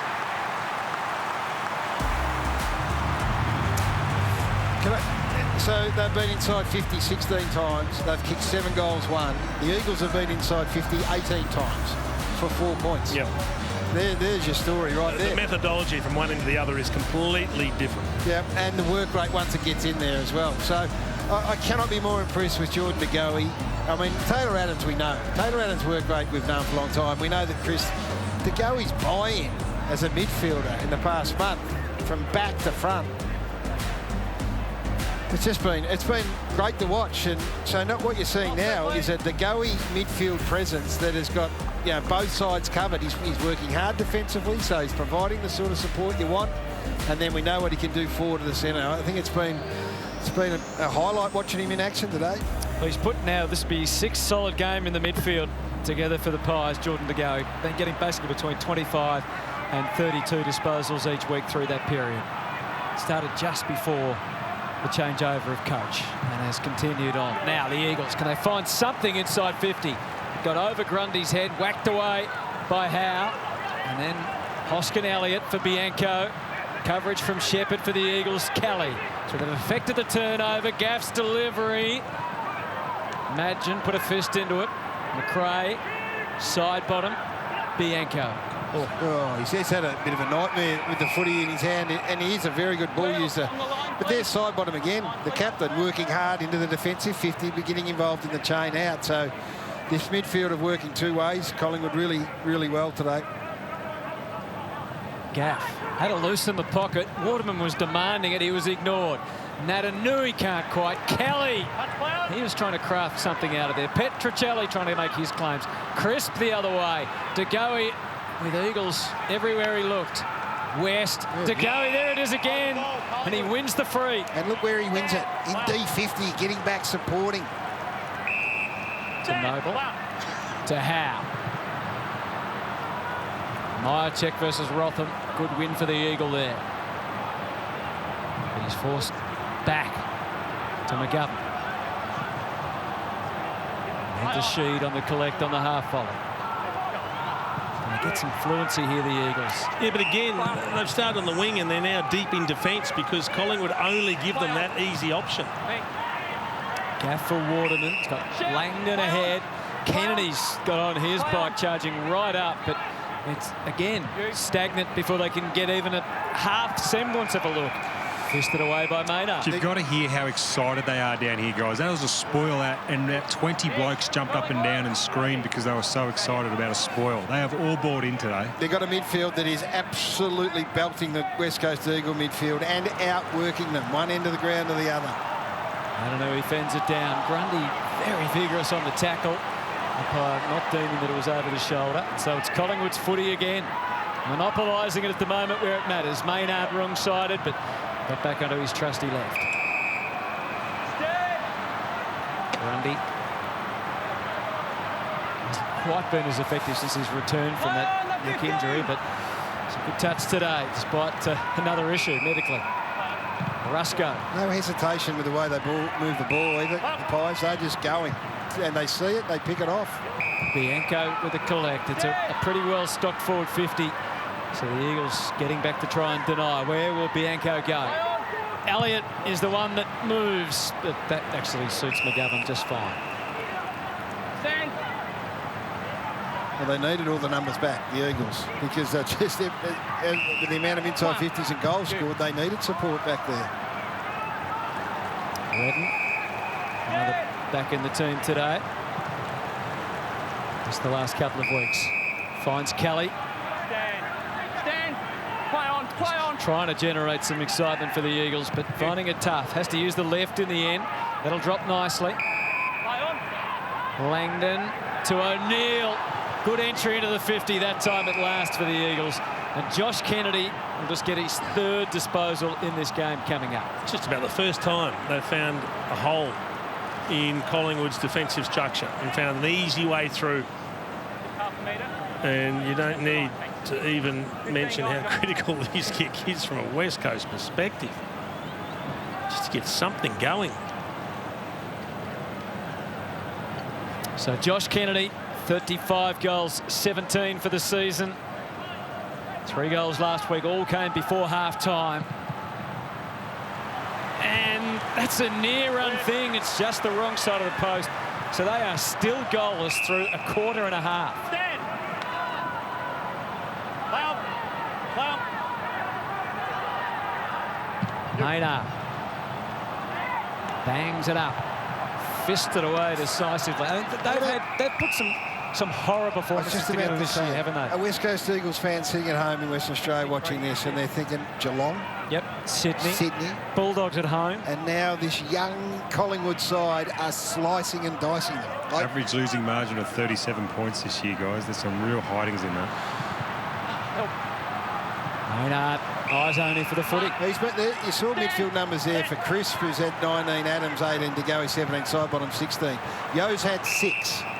Redden's had 9. Kelly's had 9. They've been obliterated through the middle. Great agility from side bottom and perfectly calm as he hits Myercheck. More offerings ahead. Ginnivan.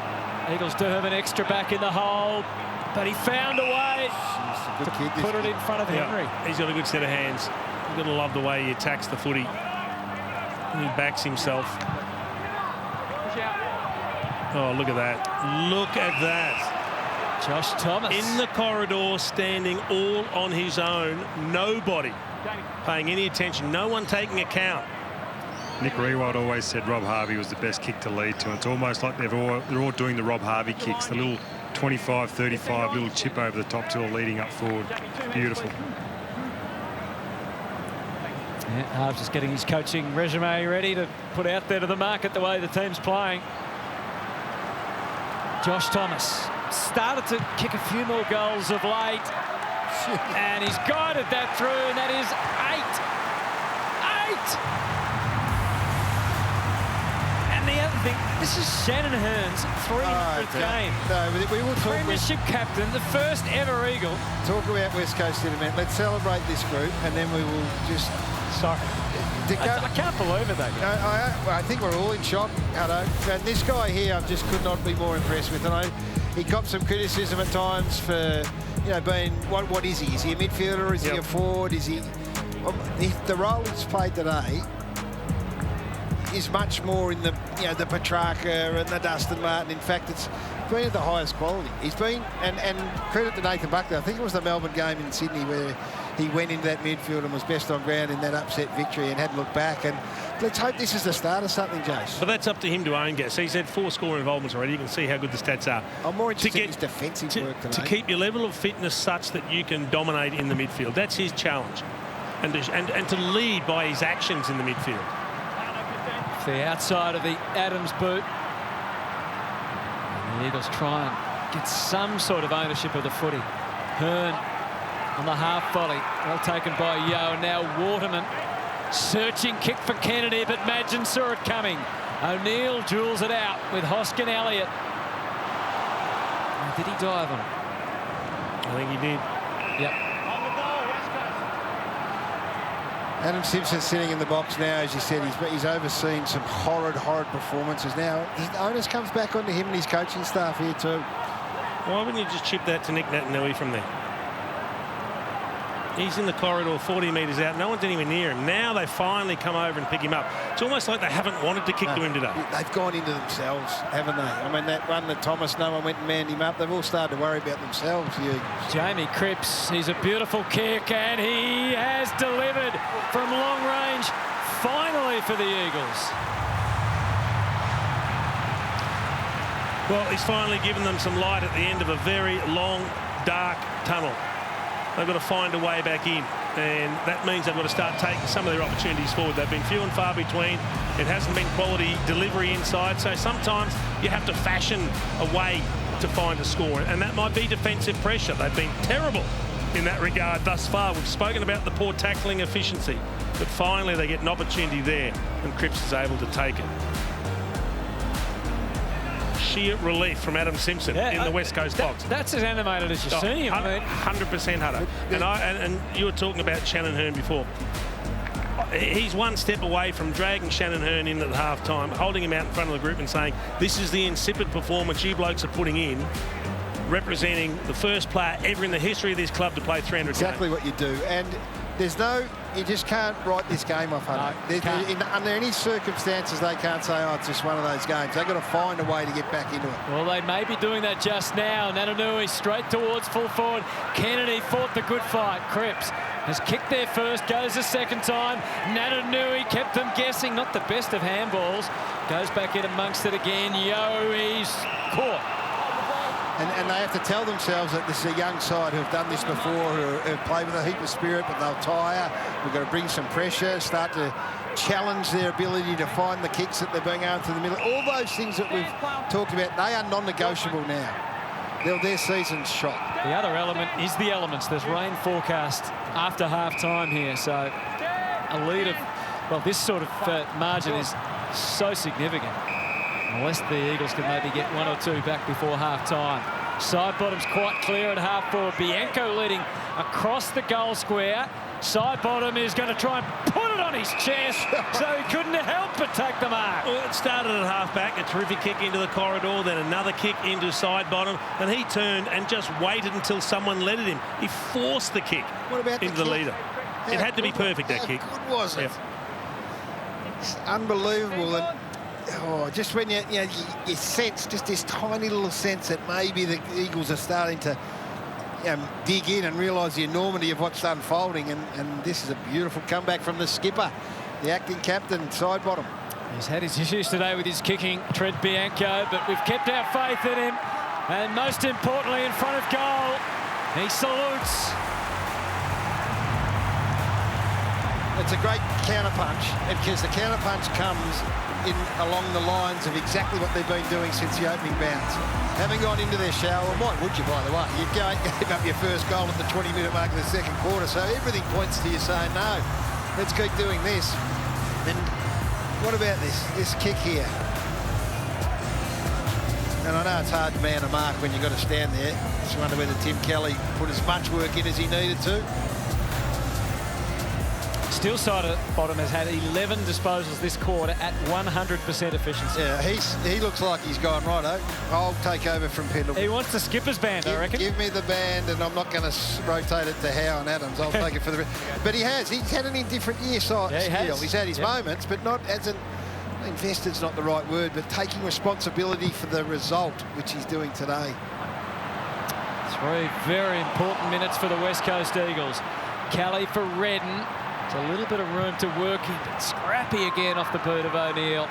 And straight to the liking of Crisp, and they can click into gear again here, the Pies. Imagine. Look at Adams and Goey in the middle of the ground. To McRae, to Noble.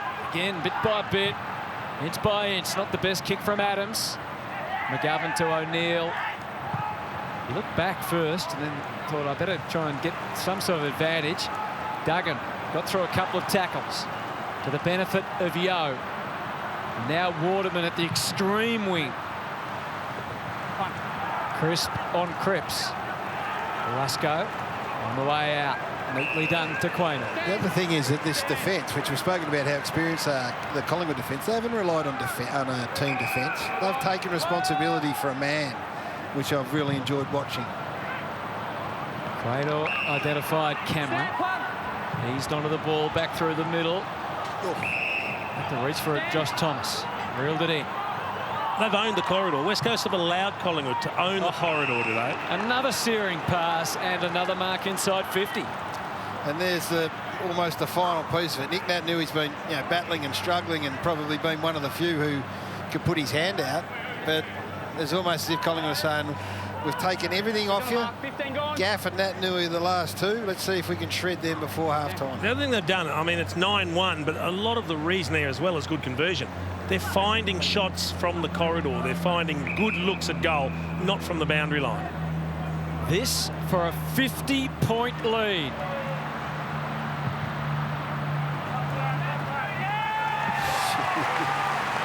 What can you say? The only thing you can say is that if the Collingwood fan base was here today, they would be going bananas, and they will be at home, I know. They've kicked 7 goals from turnover, Jason. Collingwood have kicked 7 goals from turnover. And most of those, they've rebounded straight up the corridor. Exactly. They've been brave. They've been prepared to pick it off. And, it's been a joy to watch. And, this, you've got to find a way. There's no other option. They have to find a way, the Eagles. And who'd be an AFL coach, but 50 points down the barrel of a young side who have won 5 games and seen their coach wander out the door. It's one of the more staggering halves of footy for the year, I think. And it could be defining for both teams. And Robert Harvey, let's put that little video cassette recorder down for a half a footy. Well, it is retro round, Gaz, so good you mentioned the VHS as Crisp gets the ball deep. This time the Eagles and Jeremy McGovern is in the right spot. I think Gaz was a bit more of a beater operator, weren't you? You're a bit older than me, Jason. Not much. The flickiness of the bounce sets up another option for the Pies inside 50. Bianco back to Main, and then to go look on the edge of his toes. He's bouncy. He's ready and delivered again. He finds the perfect option. It's Taylor Adams. Do you know what that is, though? That's a great example of the fact that Collingwood have been disciplined. Even when it doesn't look like there's an option, they haven't bombed the ball forward. So they hung on to it. They just kept it off the opposition. They chipped it back to Goey, I think it was, and just maintain possession rather than bombing it to where all the big intercept markers are waiting for the ball. So Taylor Adams, this is going to extend him. He goes out. Oh, wow. But I tell you what, Sheed, Yo, Kelly, he can smile. Redden, yep. They have had, they've been handed to them in a half of footy like they haven't had for a long, long time. So their pride's on the line in this second half. Here we go again. Look at this. More punishment to come. 5 seconds left. Hoskin Elliott. It's another mark. Bianco. Now. Oh, he played on. He played on. They missed anyway. Well, we are absolutely stunned at the MCG. Shannon Hearn's big day has been spoiled by Collingwood. Robert Harvey and his mix of old and new have delivered a massive shock. It's a 50-point lead. The West Coast Eagles just 1 goal to show for a half of footy, but well played, Magpies. There's still a half to go, though, so anything could happen.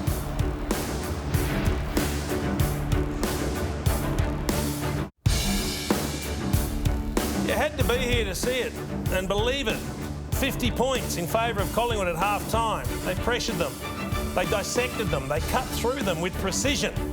And I suspect Robert Harvey would be a very happy man at half-time. He knows they've set it up, but they've got to finish the deal. Cameron Mooney has caught up with the Collingwood coach. Probably couldn't have scripted that any better, mate. What did you see? I just think like we're getting good bang for buck. We shifted the ball really well, and I think we're getting good marks inside 50. We're getting good looks. And I think the players are playing with that freedom that we've sort of been searching for. But we've defended them really well, and I think there's a good balance in that.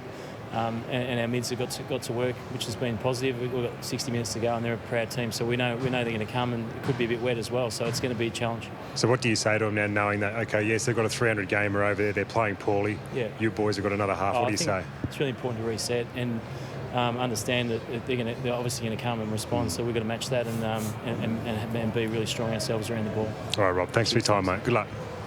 Robert Harvey very cognizant of the fact there's a lot of hard work still to be done, but that was almost a look of shock on his face from how good they've been in the first half. As cool, as calm as anyone with a 50-point lead can look. Inside, he's only coached 4 or 5 games. Hey, Jace, this has been a stunning first half of footy. I mean, the score, we can show you score sources and stats and numbers and styles of play.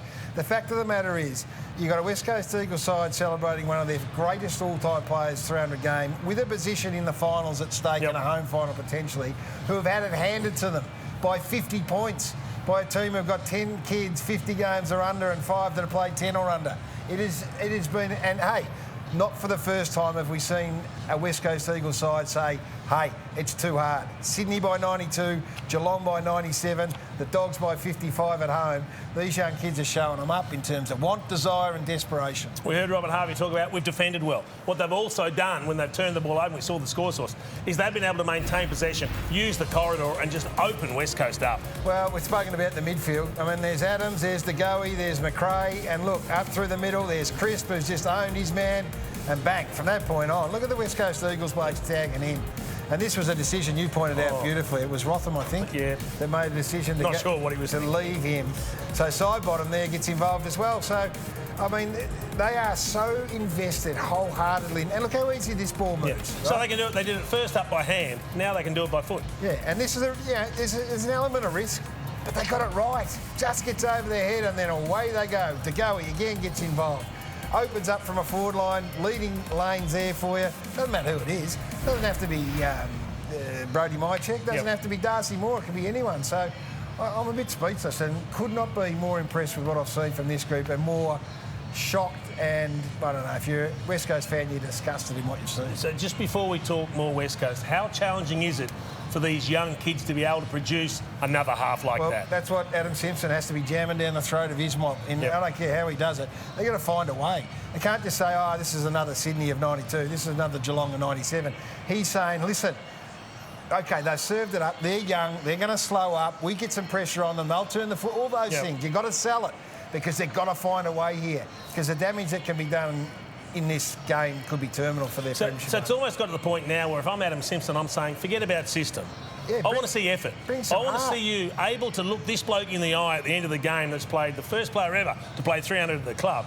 I just need to see effort because I'm not seeing that at the moment. Otherwise, Jace, that Geelong game, you go back to that doesn't become an aberration. Yeah. That becomes part of who they are because you've seen it with Sydney, you've seen it with Geelong, both 90 plus, you've seen it with the Bulldogs, and now you're seeing it at the MCG against these young kids. Extraordinary stuff. It's been an absolutely chaotic day for the AFL. COVID lockdown developments in Queensland causing the postponement of 3 games. We'll catch up with Tom Morris with all the latest breaking news next.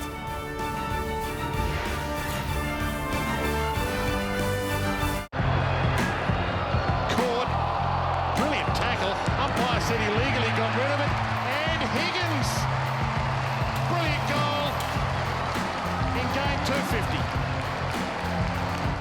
Managed my body over the last month and excited about the opportunity that we've got, but trying to keep it in the moment because like today every game's difficult and we need to make sure we put ourselves in a position to give ourselves the best opportunity in 3 weeks' time. Congratulations to Shaun Higgins, game number 250. Fitting that it should be against one of his former teams in the Kangaroos. If you've just joined us, it's an amazing result half-time at the MCG. 50 points in favour of Collingwood. But we're going to turn our attention to the news because it's been another extraordinary day in the COVID era of AFL. Tom Morris joins us from the newsroom. Tom, crazy day, 3 games postponed in Queensland. Where are we at, mate? Well, we're in a position where the AFL's got 5 games tomorrow now. It's going to be a super Sunday. So Gold Coast and Melbourne was postponed, Jason. Essendon and Sydney was postponed. The Demons actually flew up to Queensland and are now flying back there on their own flight. Sydney and the Suns are sharing a chartered flight, and Essendon and GWS as well. This, of course, follows the lockdown in southeast Queensland that was announced earlier today from 4 p.m. onwards. So the fixture tomorrow from 12:10, Gold Coast versus Melbourne at Marvel Stadium. Then at 2:10, Hawthorn versus Brisbane and Launceston. Now, this game can go ahead because Brisbane landed about an hour ago and they've been told that they're under stricter COVID protocols because they've come from Queensland. So they're staying in the hotel. They can't really leave, and then they'll play the game tomorrow, then fly out to Perth. Essendon and Sydney are playing at the MCG at 3:10. 5:10 is Freo versus Richmond as planned at Optus. And the 6:10 game is now GWS versus Port Adelaide. That game was, of course, meant to be in Queensland. So it's all been happening from an AFL perspective. We still don't know what the round after, the weekend after that's going to look like. What we do know is the AFL's adamant that they want to get away 9 games in a weekend, and that's why they've got a huge day tomorrow. And just some news that would ordinarily probably be leading the news bulletins tonight, Jason. It's Troy Selwood. He's the list manager and recruiting manager at Collingwood, and he's stepped down in that role as of yesterday, citing personal reasons. He's only been in the job for 6 weeks, so he only just started, and of course this comes just 2 months before the trade period is due to start. Graham Wright will take over his role on an interim basis. Thank you, Tom. So much happening, trying to keep abreast of it all. The AFL doing an amazing job trying to get these games complete. We'll take a break here, come back with all the second half action from the MCG. The Eagles need to show something because at the moment it is one-way traffic for the Pies.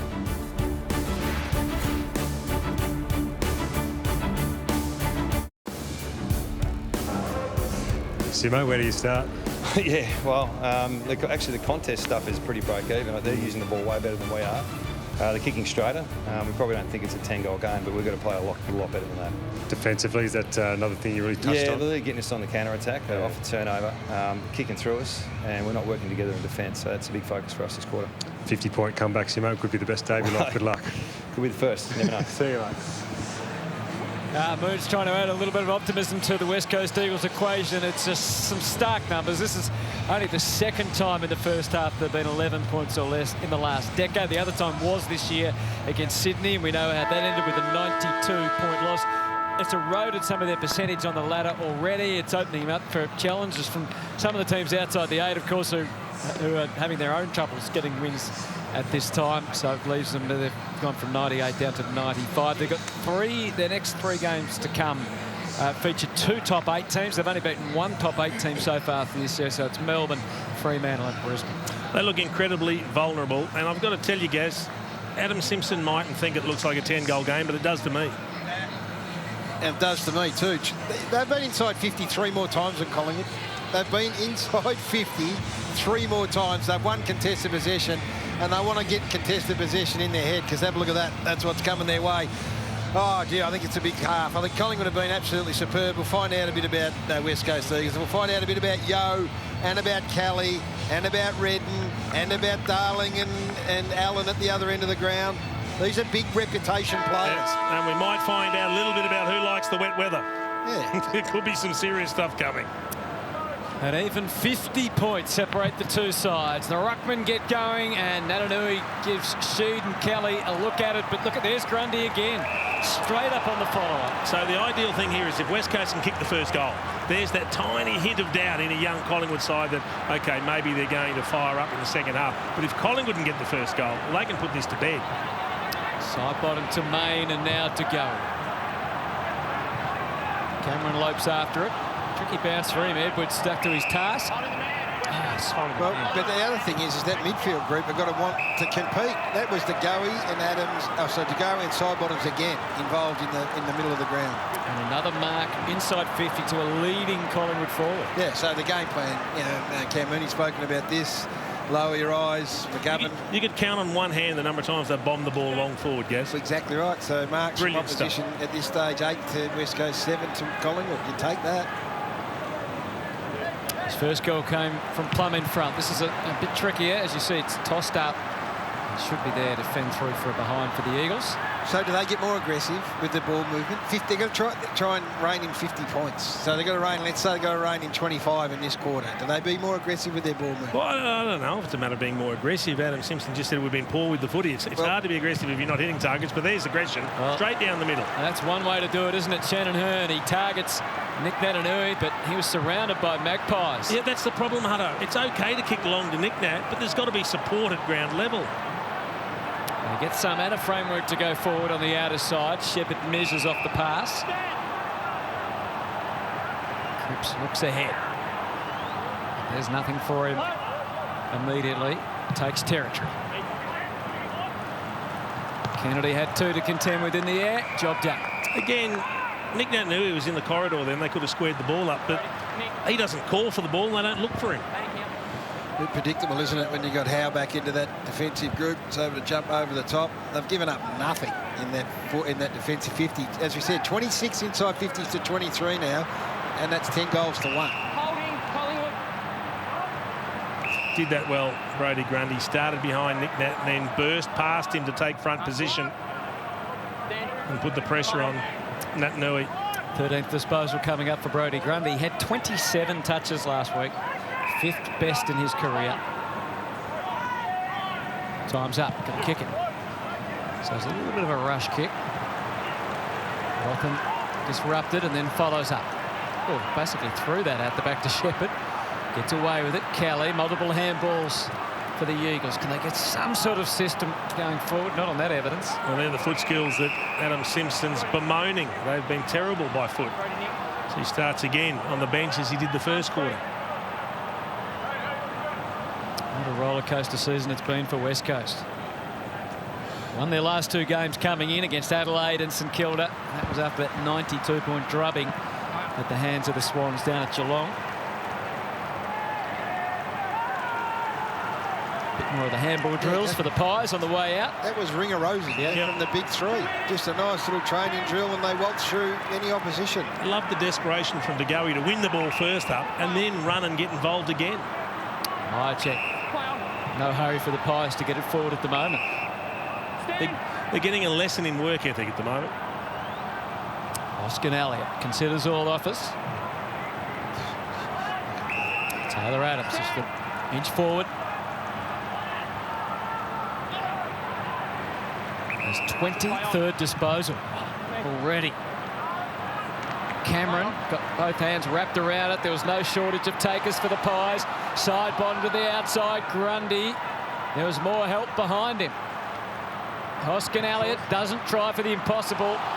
McGovern disrupts. Main versus 4 Eagles. The numbers should be able to work this through. Langdon to Allen.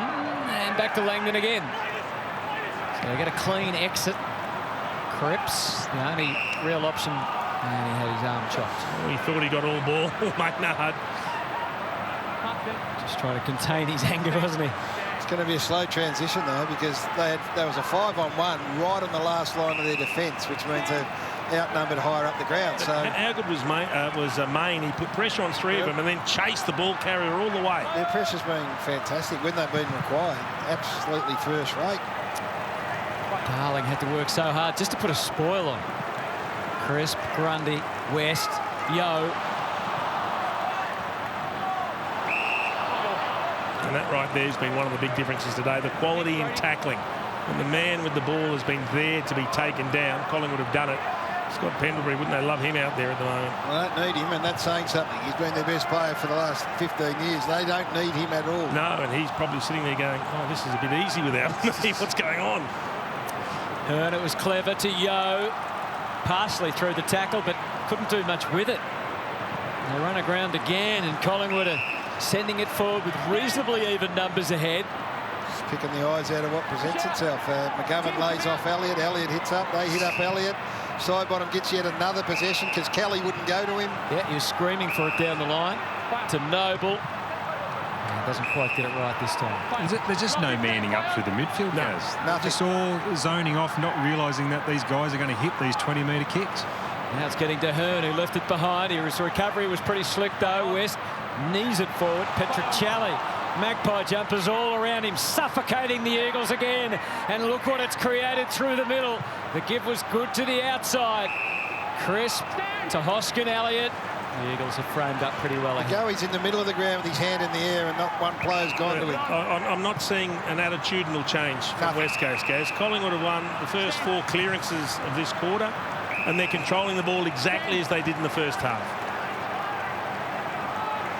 And it can get frustrating for Eagles fans watching on the telly, but we're just telling you our view of the whole ground suggests that your team have not come here wanting to work. I mean, how frustrated would Adam Simpson be? He must be feeling totally helpless. Jamie, push out 5 metres, please. 2, you've got to be within 2. And on the other hand, what about this for Collingwood? To Goey, sits it up to the square. Grundy and Cameron, the tall timber, were everywhere. Underneath Thomas, Myercheck, Rotham, side bottom, McRae. Huge numbers, and eventually the Eagles do find a way out by hands initially through Sheed. Now Yo's right boot sends it out to the wing. Crisp. And Cripps again in the tangle. He's done a great job on Cripps, Jack Crisp. Well, this much vaunted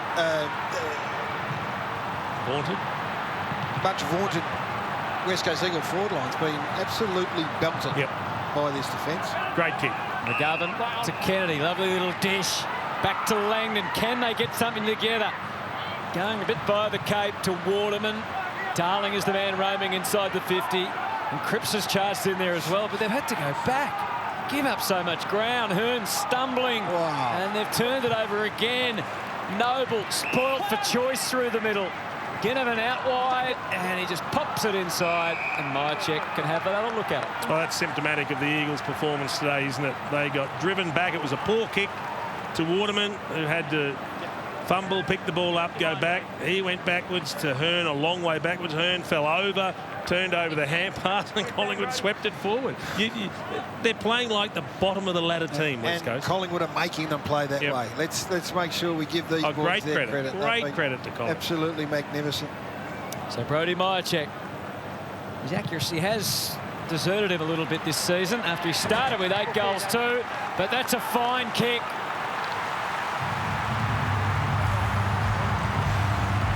Well, we have to say we expected some sort of ferocity from this West Coast side, some sort of indication that they've got a pride in their performance, and they don't want to go down the track that they've been down a couple of times already this year, where they've walked away with and lost a lot of respect in the community, the footy community, I think. But there's been none. There's been none at all, and this is due to a young Collingwood side who are just full of beans, who are confident, who want to work hard,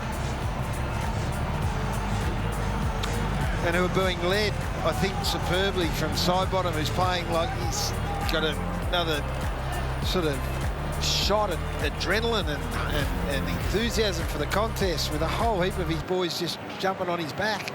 It's been a brilliant game of footy from Collingwood. It's been as brilliant for Collingwood as it has mind-numbingly disappointing the other way. Cameron taking his turn. Down to Redden, so the Eagles get out. Fancy hands from Kelly. West had too much to take on, and he couldn't see his way through it. Well, they were out, and then they weren't. They were out, and they weren't because they just can't cope with what's coming their way. Corridor again, wide open. McRae with the kick into the fist. And that's just got there to Elliott. So that's 2 kicks from defensive side of the wing. A chip into the middle of the ground to a player all on his own who can turn, play on and hit the lead up the corridor. First possession, people talk about, I don't care who gets hit out, I don't, where it goes, hit out to advantage, yes. First possession is West Coast. 4 seconds later, Jamie Elliott is shooting for goal from 30 metres out, directly in front. Midfield working incredibly hard, created the turnover. Let him run. Just need Elliott to finish it off. So Elliott from 40 out, gets under it. And doesn't quite hold its line. I'll tell you, one group of supporters would be interested in that, and that's Carlton. With their win last night, they're 32 points. Their percentage is 94.1. This will... Pies are doing the Blues a favour. Well, they are. They probably won't like that part, but it leaves the Eagles more vulnerable to those teams underneath because the Eagles, as we said, have got 2 top 8 teams to play in the next 3 weeks. High kick out to the wing. It comes straight under Rusker. What was Jake Waterman doing? No, I don't have the ball no idea. sitting in the air. I'm hoping it was the light. Yes, I'm hoping it was the light. I agree, Moons. If he didn't lose it, there's something seriously wrong with that effort. Because it looked like he didn't want to go out the footy. Move it off the left and a curling kick. She takes the mark. It's one of the few mistakes they've made, having the miracle shot from the boundary with 2 West Coast defenders back instead of centering it to a contest. Look at the defence, though, James. Yeah. There's been no easy outs for West Coast. No transition for West Coast. No easy way to go forward and get some confidence. And even the couple of times they've played on, the player with the ball is then under pressure, got to make a quick decision and ends up kicking it long to a contest at best. Stan, go with him. Redden through the defensive goal square. Edwards disrupted as he kicked it. Wobbles, but finds its way to Jack Darling. Tosses up the kick. Langdon, good use of what was around him, and I'm not sure he actually marked it, but maybe between his legs he did. Maybe as surprised as anyone. And here's the breakdown. Collingwood sitting back in numbers, not many targets to kick to. Kennedy's got a rise here. Tough one on Roughhead. Ground ball again. Ground ball won by Collingwood in their back half. Main tried to close out on Thomas, but the Pies, number 24, back in the team after a week of concussion, hangs onto the mark, loses his boot. They've honoured the lead to the footy, the hit-up lead. It's been really impressive from James, I haven't seen a defence get let up this badly in a long time. Just conceding marks wherever they go. And if they're going to sit off you, why wouldn't you keep doing it? It's been a disciplined effort. They're obviously given the instructions. Robert Harvey knows how he wants them to play, but for the players to come out and execute has been impressive. And that is a great reflection on Robert Harvey, who's got the job, the interim job, and he's been able to impact, been able to get his group to play the way he wants them to play. And in the first quarter, we're talking about the handball game that they employed. They had more handballs than kicks at one stage. Now they've had 170 kicks and 119 handballs. Yeah, uncontested marks are 94 to 58. So they've done it. They've just slowly unravelled them. They've been a painful unravelling for West Coast. Noble got taken to ground and the ball was able to jar loose and get into West Coast hands. Kelly, there's offers through the middle. And Neil sent it with instructions via Yo. Nice little sidestep from Kennedy, but still had to go back. Won't go forward because it's the outnumber. She had to try and find a hole, and Waterman takes the ball. Had to be that good because Roughhead was just sitting in the hole in the corridor, so they didn't want to pull the trigger until Waterman presented wide. So, now if that's where you're going to concede your shots from, you'll take that all day as a defensive unit. He's kicking from 50, a couple of metres inside the boundary. Biggest comeback under Adam Simpson, 28 points against Adelaide in round 10, 2019. So better stats. Sits at 58. We're halfway through the third quarter and they've kicked 1 goal. It would be some comeback. Waterman doesn't take it on, just tees it up to the square. Through the fingertips of Kennedy. West runs it headlong into Quaynor. More of what we've seen. So they tried to work out a plan there between Waterman and Kennedy. And Kennedy just signalled to him, it's a bit too high, mate, a little lower. But the idea was right.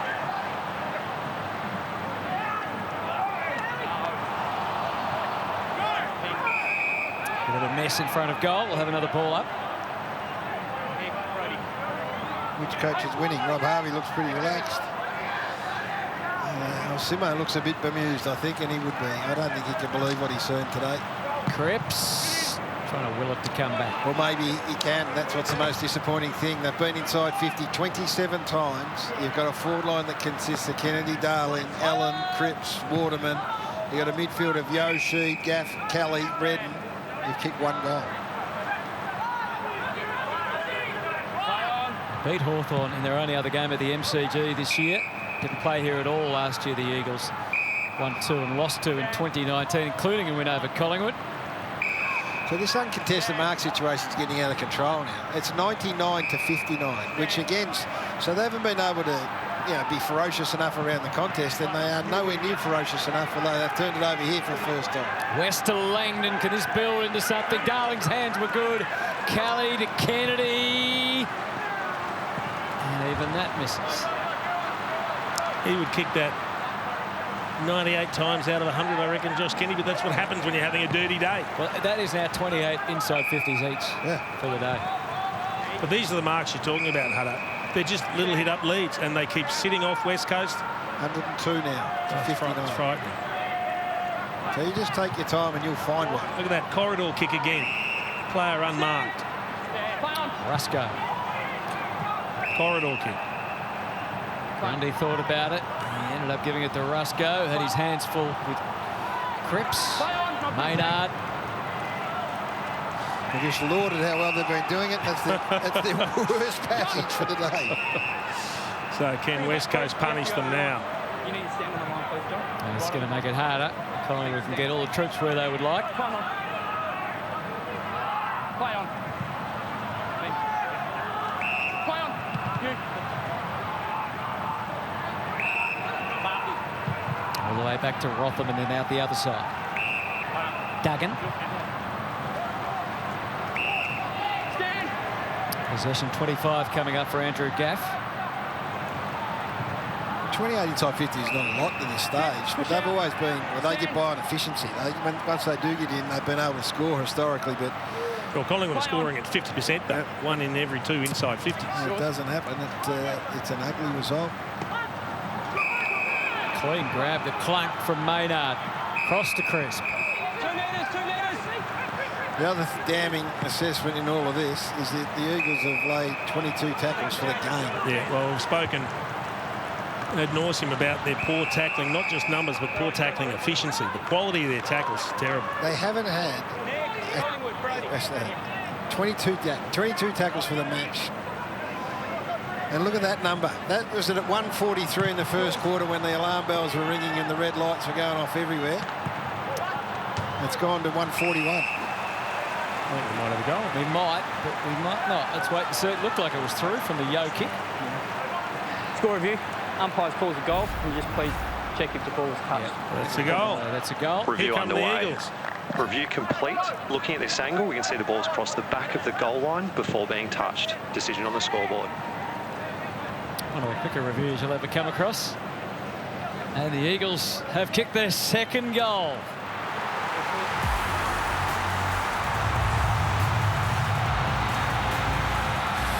Well, these guys have had, as we've spoken about ad nauseum, I wonder whether they look at changing their mix-up through the middle of the ground because they've been belted.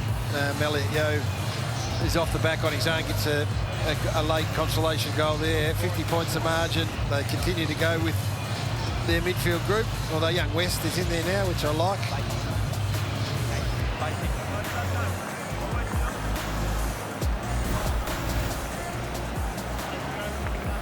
Had a disappointing day, I reckon. Been one of a whole group of midfielders who have been just smashed by the opposition. So these are the ones I mean, he's a proud player. He's one of my all-time favourite players. You just want to see the response. You want to see the effort. Just hasn't really been there today. It's back to where we were at half-time. West through the hands of Sheed. And Yo happens to himself. There's one way of building the stats. Wobbles one for Kennedy. Denied access again. Howe and Maynard do their thing. Tough for Thomas. Cole had him where he wanted. Did it well off the pack. Rotham, that was way too forceful, and he apologises to Red, and the ball stays in. Crisp just got the hands clear. Mycheck didn't need to take possession, which he realised. Roscoe probably let that hang in the air a little longer than he would have desired, but it all came good. Ginnivan about to be hunted down, tried to get through it, he got legged. So Langdon's got to make that tackle. Ginnivan didn't see him coming. I don't know what Langdon was doing. He's running to the back of Ginnivan rather than just squaring him up and laying one of those big tackles. And Oliver Henry comes off the next line to take another chest mark leading up. And how many times have we seen the lead mark inside 50 today for Collingwood? Couldn't you put together an amazing package of poor West Coast tackles where they've had the player cold, they've had the opportunity to hold play up, cause a stoppage at the worst, a free kick at best, and in the end Collingwood's taken the ball away, and now we've got another shot for goal. It was a beautiful kick to the lead. Scoreless so far today. Ollie Henry's been in the goals of late with 3 goals and 2 goals. And that's going to go the wrong side of the post. Well, Jace, Collingwood have taken 13 uncontested marks in their forward 50. Uncontested in their forward 50. Here's the missed tackle. I mean, that's... You square him up. Yep. And it's an opportunity to part and make a statement for the rest of your group. Petrocelli.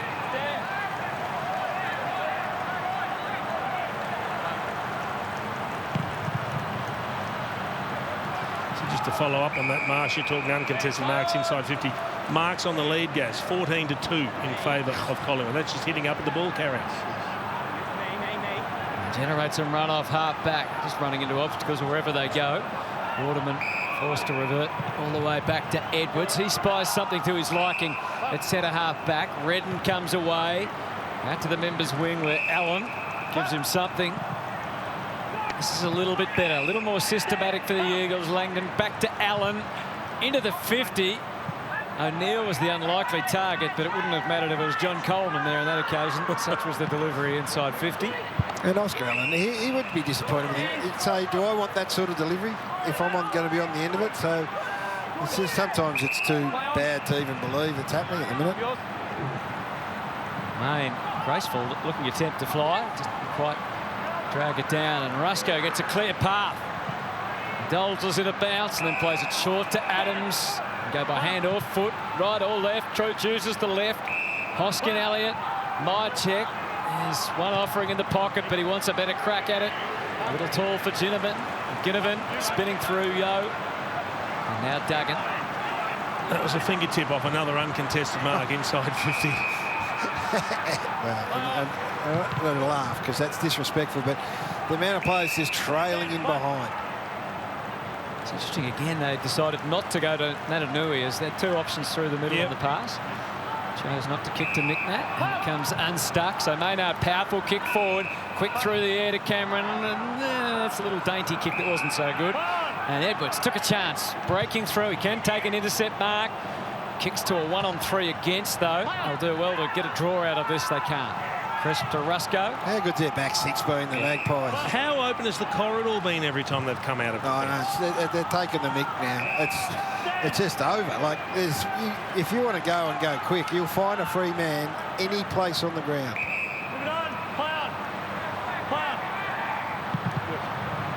Mycheck for Cameron. Natanui is there with 2 Eagles around him. Edwards sees it out. So it's been a rather eventless third quarter, hasn't it, which is perfect for Collingwood.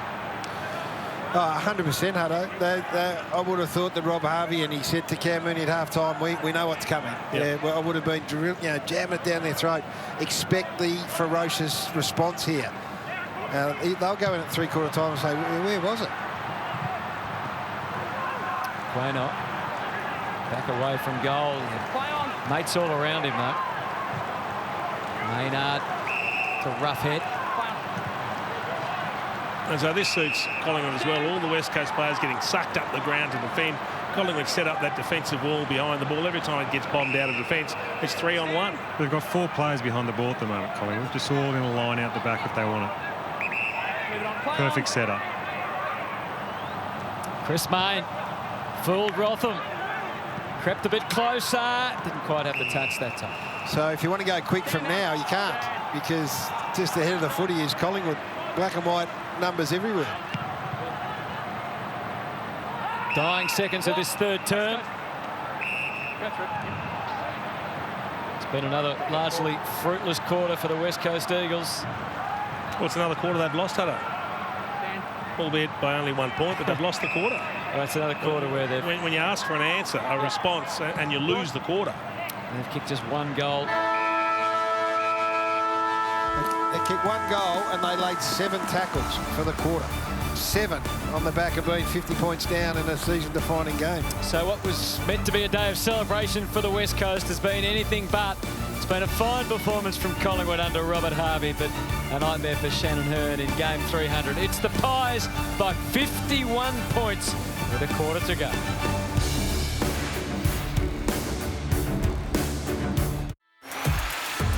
Oh, do you remember the days when Collingwood West Coast matches were close?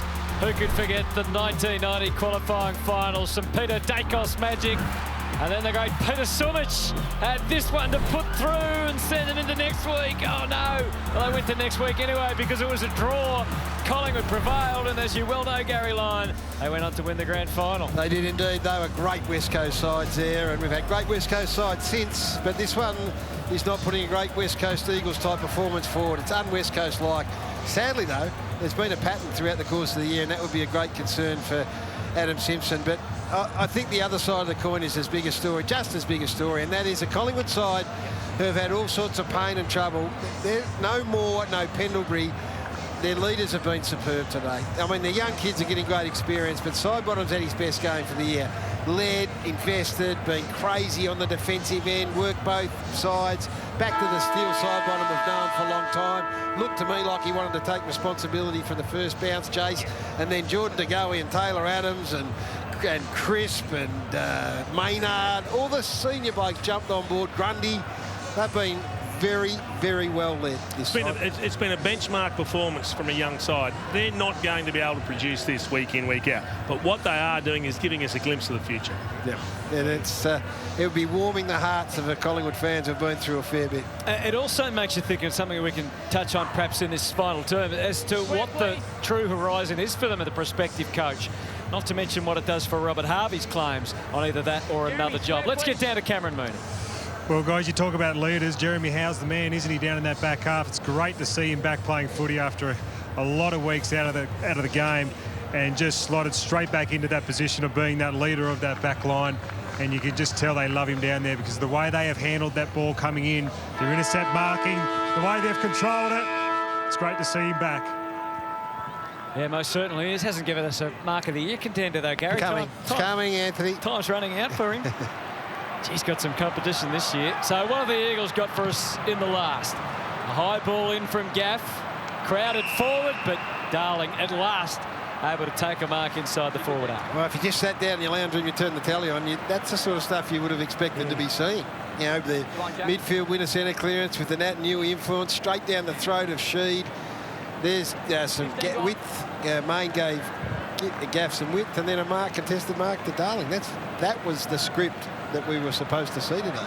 Kicked 5 goals against Collingwood earlier in the season. This for his first, which he steers at goal and just gets it through.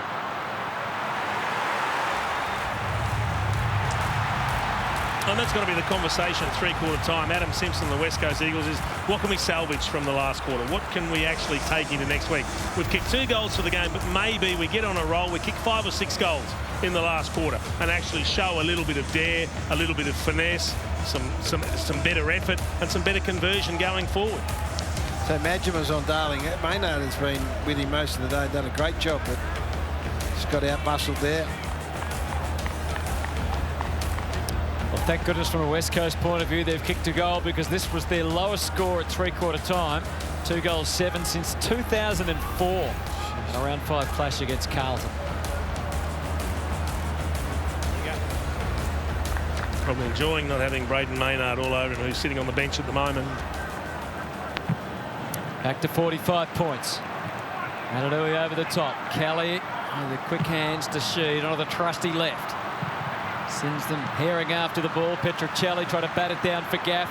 Quaino had other ideas. The two go at it again now. Crisp and Langdon squirting out in the direction of Sheed. Turn of the body to try and get past to Goey, but it's hard to get past him today. Yeah, it's a good tackle because it stops the flow of the ball. They've won the first couple of clearances, the Eagles. They had numbers around the ball, but De Goey tackled with intent.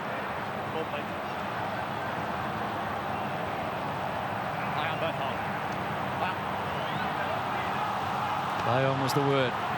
Multiple occasions and again. Good hands out of there by Myercheck to the outside. The Pies can work in the space. Oh, he's tried to load up Jordan De Goey. Well, he looked up and Elliott led back, or hadn't led back to goal. He'd given a couple of leads and then went back, which left McGovern, Hearn and one other. So he looked up and was thinking, I've got no other option here. Under a bit of pressure, I'll try and barrel one. And that's why you got that. You saw that reaction from De Goey. He put the hands up like, why wasn't someone hitting up at me? That's what we've been doing all day. Grundy snuck the fist in. It fell perfectly for West, who kept them guessing. Yo plants the foot. Kennedy can't quite. Roughhead's worn him so closely all day. Good tackling pressure that time from the Eagles.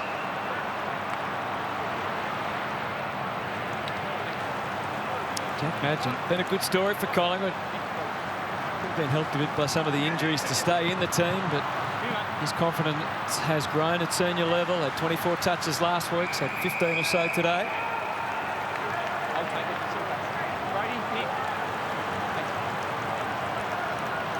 Got the job on Darling, as we said at the moment. Maynard's still on the bench. Adenui.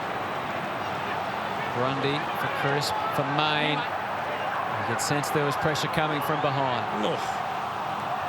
Into their handball game again. Howe off the left, but that's going to miss the mark. So throw in to take place. It's going to be interesting to see how Adam Simpson deals with this. I mean, he's got the season's alive. They're still in the out at the moment. Yeah, I know. And how much do you dwell on the negative, or do you just realise that the finals are just around the corner? If you go too far down that path, you might not get them back. They've got big games coming up against, I think, Brisbane and Melbourne, you said at some stage. Yep. At the moment, though, it's more a top six, isn't it, with 7th and 8th sort of making up the numbers on form. And Freo's the other one. So what we see today is they're not as bad as this. They're just not. And the challenge there is to find out why they've seen it, on 4 occasions this year. Yep. It's hard to remember a top 8 side producing such horror shows. Like, every side has a bad game or 2 during the year, but it's just been hard to comprehend. And this is a coaching thing too, so they've got to look at it and go, well, what can't we fix, or what haven't we been able to fix that means we've been split open in the manner that we have been this year. Hearn to Kennedy. They've got a bit more authority and decisiveness about their play at the moment, although Tim Kelly's gone down off the ball and he's jogging to the bench. He is, and doesn't even want to stay there, even though the ball was near. He's got a leg injury. It can't be good. Noble. Myercheck found a way out of the footy, and the delivery was perfect again. What we've seen all day, just present up, and you will be honoured. Like this. Not the best kick from Bianco. No, he's. I think he's a very good ball user, Hutto, but it hasn't been his best day by foot. It ends with Quaynor. We know he's got the length. It's line ball. No, it's not. Mouth wide open in joy for the Pies again. Isaac Quaynor has kicked his first goal in AFL football.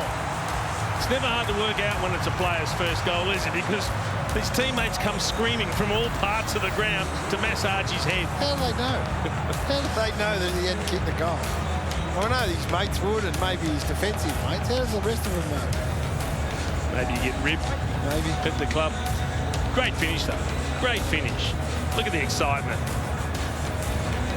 It's hard to believe that he hasn't kicked the goal, because he can get forward. He's a beautiful long kick, as we saw there. 34 games, first career goal. Yeah, well, I tell you what he would enjoy doing. If he enjoyed playing in that back six, we'll get down to Moons with Tim Kelly in a moment. I don't think it's too bad, but if he liked playing in a back six that's got Jeremy Howe and Maynard and Roughhead and Crisp. I mean, that's a very, very solid back group of which you'd like to be a part of.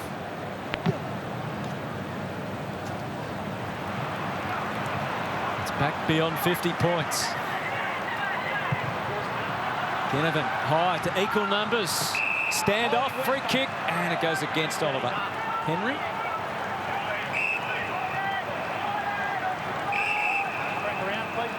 Rotham. He's been told where to go. 122 uncontested marks to 76. The West Coast Eagles are the #1 marking team in the competition. They've given up 122. Maynard is back out there and back on Darling. Just have a look at the vision there, guys. Just look like he had a bit of a gash just under that left knee there, so it looks to be okay. A lot of care and concern with the prized recruit. Well, maybe copped a stud in a collision or something. Cameron tried to take it himself.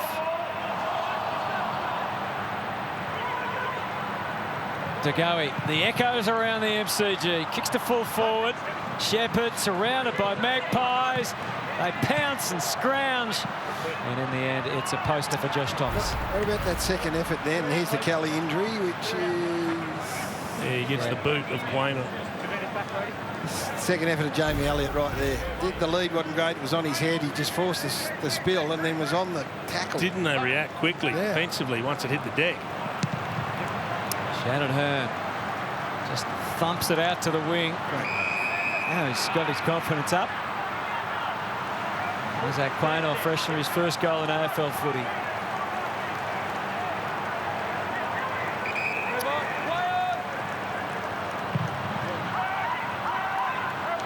Tossed up high from Mychek. McGovern does his thing. Gaff decided to keep it in. Nothing to lose, and it might be fruitful yet. Waterman gets involved a couple of times with help from O'Neill. Targets Cripps and they keep on going. Waterman for a third time.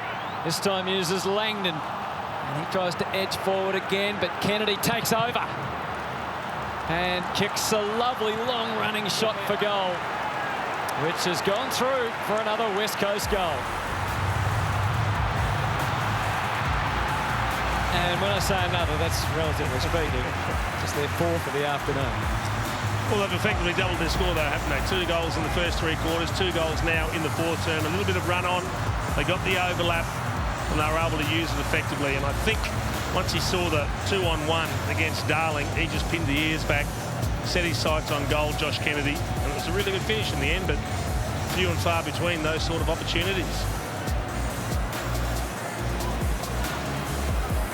Well, it's probably the best, almost the best passage of play in terms of ball movement. I mean, they haven't been able to do this. Collingwood have been all over them. They've tackled them into submission, and in the end, they've sort of lost their dare, or they lost their desire to want to be able to transition the footy from the back half in the manner that we come to expect. So there's the good news. Tim Kelly's back out there. It's the only game on at the moment. It's circumstances. It's the only game for the rest of today. The whole footy world's watching this one, and it'll be interesting to see the takeaways. Are they this bad, West Coast? Redden. Imagine how empty it's going to feel for Shannon Hearn. He'll get chaired off in his 300th game with no crowd and a dismal team performance. And that's embarrassing for him. Yeah, it is. I mean, he plays like he always plays, Shannon, but that's not a great feeling. And it hasn't really given us a chance to celebrate his career even during the game. Rusco. Another lead on it by the Pies. Mychek getting right up the ground.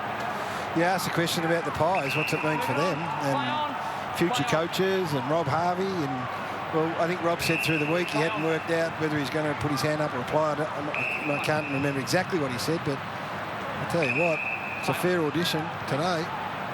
And it hasn't necessarily been done in the same manner that we've seen it, has it, with the previous coaches that are standing in. He didn't get the luxury of being able to free them up in some ways. They'd already started to do that, and Nathan Buckley, they had the sort of uplift as the Eagles work overtime inside the 50, and now Kennedy off the left, tries again, doesn't quite shape back. But he has put his stamp on the team. He has, and that's the impressive thing. And just as you wouldn't rule him out on the back of one really bad game, you don't hand in the job on the back of one really good one. Everyone understands that, but his ability to, from what we see from the outside, put some changes in place, to coach the changes and then see the playing group carry them out, has been really impressive. And I think the great thing is that I think we've seen enough that it won't damage his chances of getting a job somewhere else, even if he doesn't get the Collingwood job. 45 points is still the margin. And now they can get into full stride on the way out. Hoskin Elliott delivered to Elliott, spying through the middle. Ginnivan on the run. He looks up, he saw Mick-Nat. Whoops. Just ground to a halt. Only temporarily, though. He still took on the kick, but Cole could see what was coming. They're playing in the exact opposite way they were earlier in the year, though. That is the interesting thing, isn't it? And they look like they're enjoying it, although they might get hit here on the turnover. I think they're just getting a little tired. The effort from this match is telling. There's not as many options ahead of the football, not as many run and carry passages of play, but it's been an impressive performance from them. Well, they've kicked 9 goals from turnover. I don't know how many times they've done that this year, but to do that, you've got to be aggressive and you've got to want to take chances and move it quickly, and that wasn't always the case early in this year. Cripps for his second. Great. Nice strike. Imagine back there, but David Roden's pretty confident normally, and that's a goal.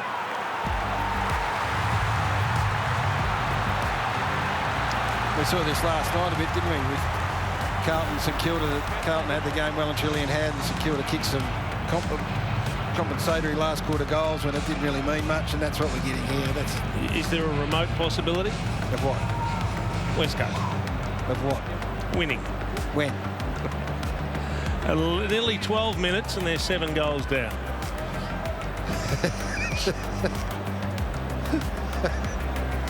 I don't know what I'd do if they won this game, Jason. But yeah, I don't know how to answer that. They've kicked three. I reckon the fact they've kicked 4 of the last 5 goals. They got it back to 39. The great Jason Dunstall's posed the question with 13 minutes on the clock. Any chance of the Eagles? Whew. They kick a quick one here. 39 points. We might start talking about the Lee Matthews rule soon. They get to the outside to Gaff. Kelly. What they are starting to do is win clearances, and in particular in the middle of the ground. Yeah, and whoever's playing on Andrew Gaff is charging into the centre bounce and leaving him out there on the wing on his own, and he's just starting to have his way. But a tough day for Oscar Allen. The possessions have dried up of late for Oscar. Single figures only in the last 3 games. And they mightn't be unhappy to slow things down, Collingwood, either, when they get the opportunity. Play to side bottom. Just slides one forward. Well, free kick against Grundy, way back at the half-forward flank against Waterman. So he warned him, and then he dropped him on his backside. So turnover here. Hold up, though. It's allowed Collingwood to get plenty of numbers back. Just dare. They're just going to keep daring and see if they can put a little fright into this young Collingwood group. Shepherd. Allen rises the highest. Hits the ground without the Sharon. And industrious as ever, Maynard. Wanted the footy. Good late shut play on. from Cole. Play on. Extraordinary. He took a clean mark, it looked. I'm not sure that was Trent Bianco's smartest move. Go charging in there. He's disappointed that the mark wasn't paid, but you don't make 2 mistakes by charging in and giving a free away. Tom Sheed. Softened the kick. Grundy's there. Maynard got the highest. Nice collect by Petruccelli. The kick doesn't match. Time's running out for them, Jason. In slow motion, it'll most definitely look like a mark. That's a clean grab, and then he had the arm slap. It wasn't the ball that was knocked. Yeah, only reason he dropped it is he had his forearm. Assaulted. See whether they recognise that there's been a little bit of pressure and whether they make an adjustment. 50. Here. We got 50 here. Dom Sheed just took a step forward. He's saying he didn't hear him. Hard to say I didn't hear when there's no crowd. I don't think you're going to get much sympathy.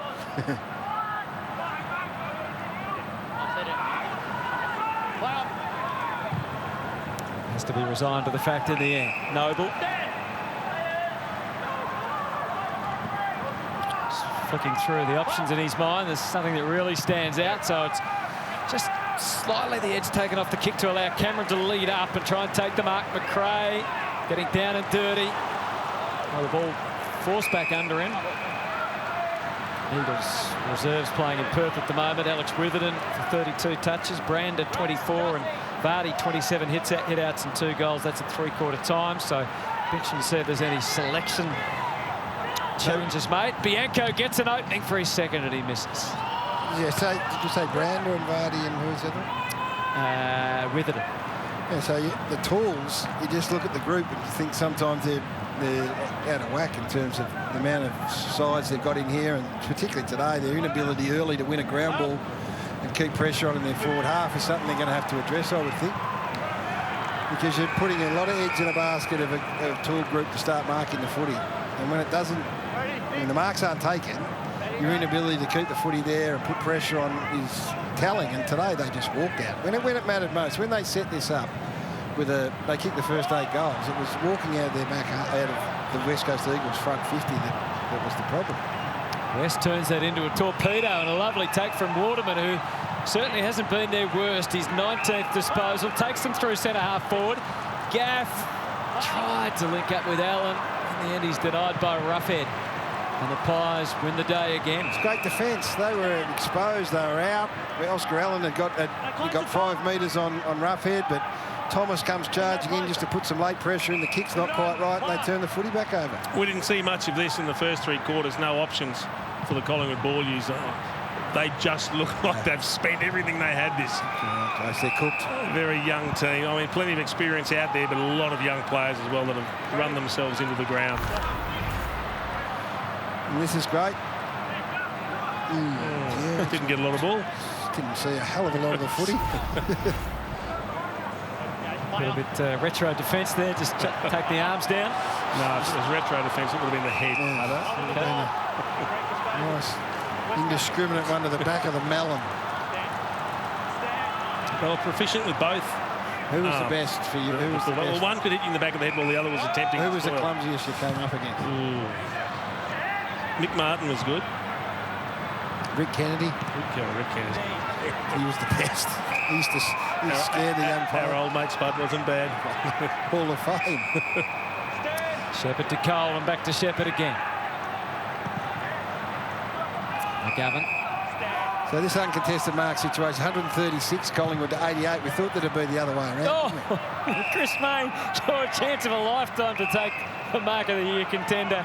He didn't quite get the timing right. He looked up, he saw 12 goals to 5 at the 20-minute mark of the last quarter. Have a look at this. Oh, here I go. Whoops. The old legs didn't quite take him where he wanted them to go. Imagine did enough.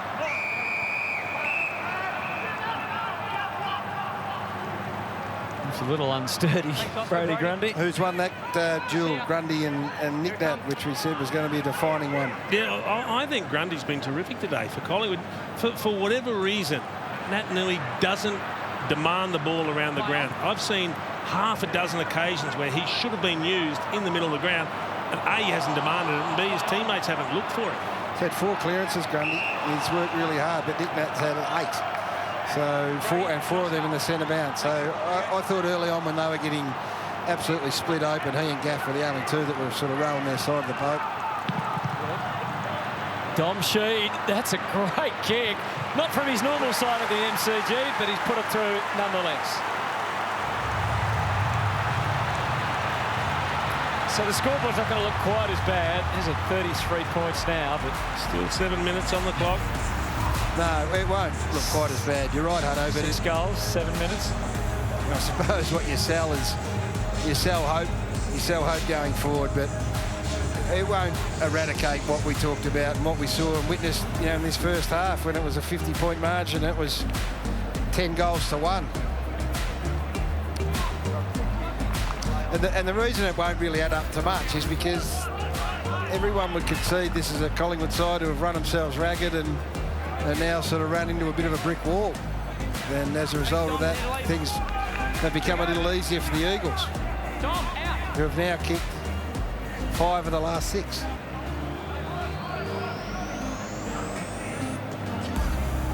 Collingwood's biggest win for the year, a 21-point victory here at the MCG against Carlton. this a much more comprehensive performance. And they'd love to finish it with a win, I think, by a minimum of 5 goals, given how much they've dominated this game. Donovan's kick out wide eventually. Thomas got his hands on it, but the boundary line added the complication. Yeah, and coming in here, any win for Collingwood was going to be extraordinary, wasn't it? So we'll see. We'll put this all into the perspective it needs to over the next few days when we're analysing it, and this comes out as just a fantastic moment for a team that's had a really bad year. Alan skies the kick. Donovan from one way, Cole the other to Kelly. Cripps, Waterman ducks out of the pocket and hits it full-chested. Umpire Crisp got on the road there. We heard all about it. And O'Neill quiet. In the end, it's another throw-in. Another piece of play that hasn't been finished by the Eagles. It was, but both of those passes to the boundary line. I mean, you've got to play a bit more direct. You're trying to really, in a big margin, you've got to take risks. You've got to use corridor. Elliott whacks it back to the wing. From a step ahead, he's played on, so he has to kick in a rush. Grundy, did all the hard work and then almost spilt the beans, but recovered. Ismail, theatrics there. Back through the goal in the rough here. Imagine. It was never going to be the second one after he didn't pay the first one. They went back to each other. Cameron gets that opportunity to show his marking prowess. 4 metres, Brad. 4 metres, please. 4 metres. 3 more metres. Jack Crisp over 30 possessions for the 10th time this year. 34 touches in all. Sidebottom and Adams also beyond the 30 possession barrier. Gaff has 33 for the Eagles. So going forward, again, we're talking about future and Collingwood coach and who's going to take over. That could be deliberate, I think. It is. That's a really good sign. That's your leadership. That's your core senior leadership group who have had terrific days today. Ownership, responsibility, accountability for an opposition midfield that on its day could be really damaging, and they belted them. So I think that would be encouraging for anyone that's looking at it. And that back six, you add Darcy Moore to that, or back seven as it is these days. And Darcy Moore. Rusco, whether he's unfashionable, but he looks like he's at home and can play across half-back. Quaynor is going to be a really good player for a long time. Got a blood rule for Josh Thomas. So, yeah, I think any coach that's looking at this as a potential opportunity would be really buoyed by what he's seen today. And that's not getting carried away with one win, just as we said earlier. Yep. Just like you wouldn't, throw out an opportunity on the back of one really bad loss, but there's just so much to like here. At this stage, it's Collingwood's biggest win against West Coast in 2013. Lobs out of bounds on the full. They've played 5 times since the premiership, since the grand final here. West Coast winning 4 out of those 5. 9 goals from turnover today to the Collingwood Footy Club. I think that's a really telling and one just as much for West Coast as it is for them, but it's what you can be capable of if you be prepared to be a bit more aggressive. Correction, 3 of those 5, of course. Just saw Jeremy Howe involved before. It's been a good return from him. First up, 21 possessions, 8 marks. He's looked very comfortable. Here's another possession for him now. 4 minutes to go to close it out. Robert Harvey's second win as Collingwood coach coming up. Play on. That big come-from-behind win against Richmond. This one a complete contrast. Out of the blocks, just dominating. The other thing Howe brings is he's a good kick. He retains the footy really well out of the back half, so you don't open yourself up to turnover as much. Outside 5, outside 5. Yeah, they've missed him so much. 2 years in a row. Yeah. Just played the handful of games. Previous to that, he was at 20-21 every of those 4 seasons for the Pies. Love that from Elliott too. Out of position, just gets in there and makes the ball spill to ground. That's fantastic to see at this late stage of the game. Henry, Oscar Elliott. Now Elliott, a little instep. Cameron not going to get there. Oh, Cole left it hanging. And the Pies able to present Noble with a gift. Critical turnover.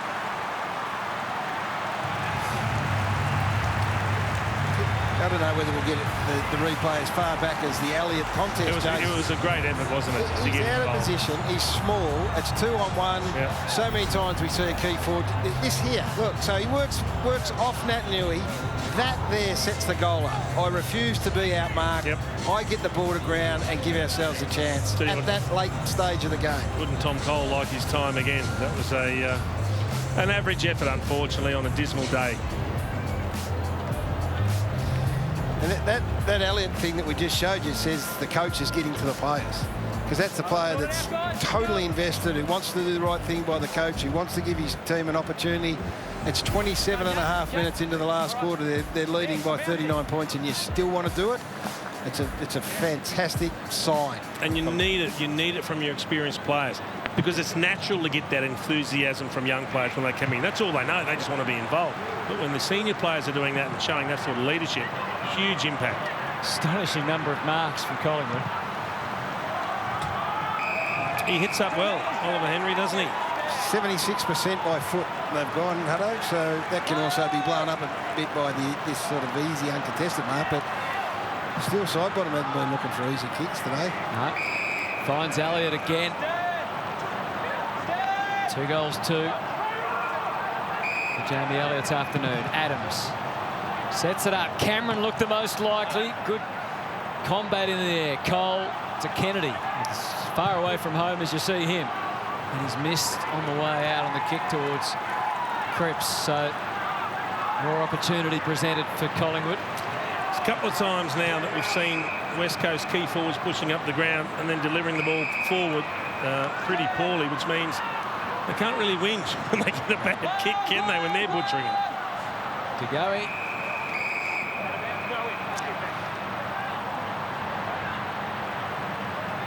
.32 possessions for Jordan to go. It's not just about possessions, though. He's got them in the right manner, worked hard, pushed back hard, supported his defence. I reckon he'd feel as good about today. He'd be feeling as, absolutely knackered because of the work rate as you would be kicking 4 goals, not having to work so hard. Yeah, his 33rd disposal sends them inside 50. McGovern gave it straight to Bianco. Just changed his mind and lost a handle on it. High. For a free kick, so he gets another shot at goal here.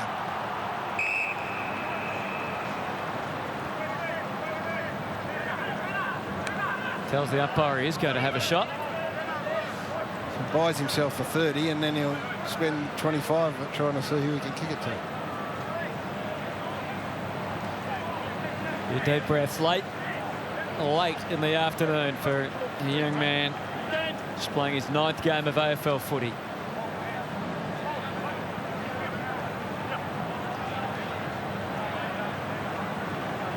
The eyes are still darting around even as he walks in.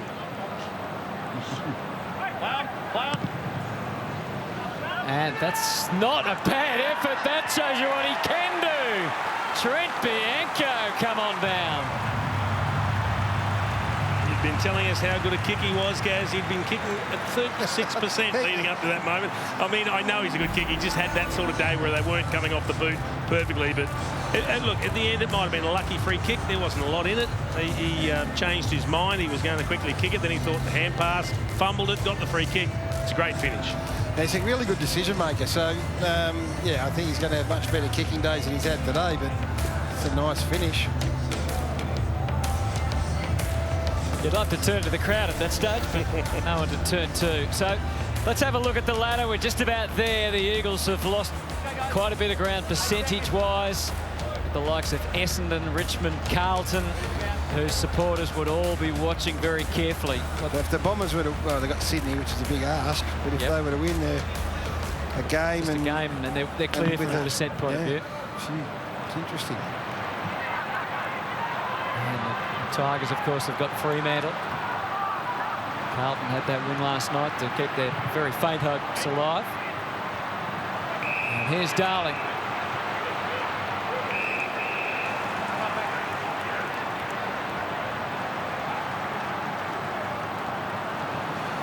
.84 is the average uncontested marks taken by a team this year, Hutto.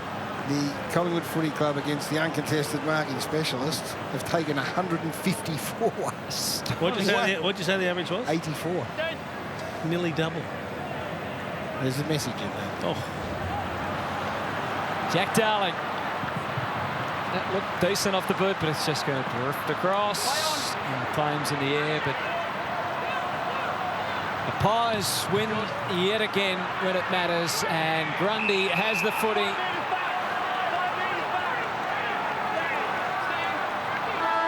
Spare a thought for Shannon Hearn in game 300. His team has not at all honoured a magnificent career. But the Pies have delivered for Robert Harvey. Side by side they stick together to uphold the Magpies' name. See the barrackers are shouting as all barrackers should. Oh, the premiership's a cakewalk for the good old Collingwood. And there's been conversations in the past 2 weeks about the fact that Collingwood could end up with a wooden spoon and get a first draft pick that had already given up all those permutations, and they come out and smack the West Coast Eagles by 45 points, a team that's contending for the final. So we've watched Collingwood a lot. You get to see them a lot. They're a big club. They play in the big slots. The Grundy and the Goey and side bottom, that's as single-minded and focused as I've seen them for a long, long time, and that has to be a good sign. And that man there we feel for. As you said, rightfully pointed out, Hutto, they're going to want to cheer him off, and he's going to feel terribly self-conscious, I would imagine. That's not his go. He's a humble star, a humble champion, and that's a difficult situation that he's going to have to contend with. But, what a win. What's it mean for the Eagles, Chieftain? I suspect it's headaches for Adam Simpson. I mean, he had his doubts pre-game when we spoke. Yeah. They're going to be serious doubts now, even though they're starting to get some players back. Barris will come back, I think, next week, maybe the week after. But they're just... And look, we should acknowledge that they're missing some key players, particularly up forward. But before we talk about that, let's head down to Cameron Mooney.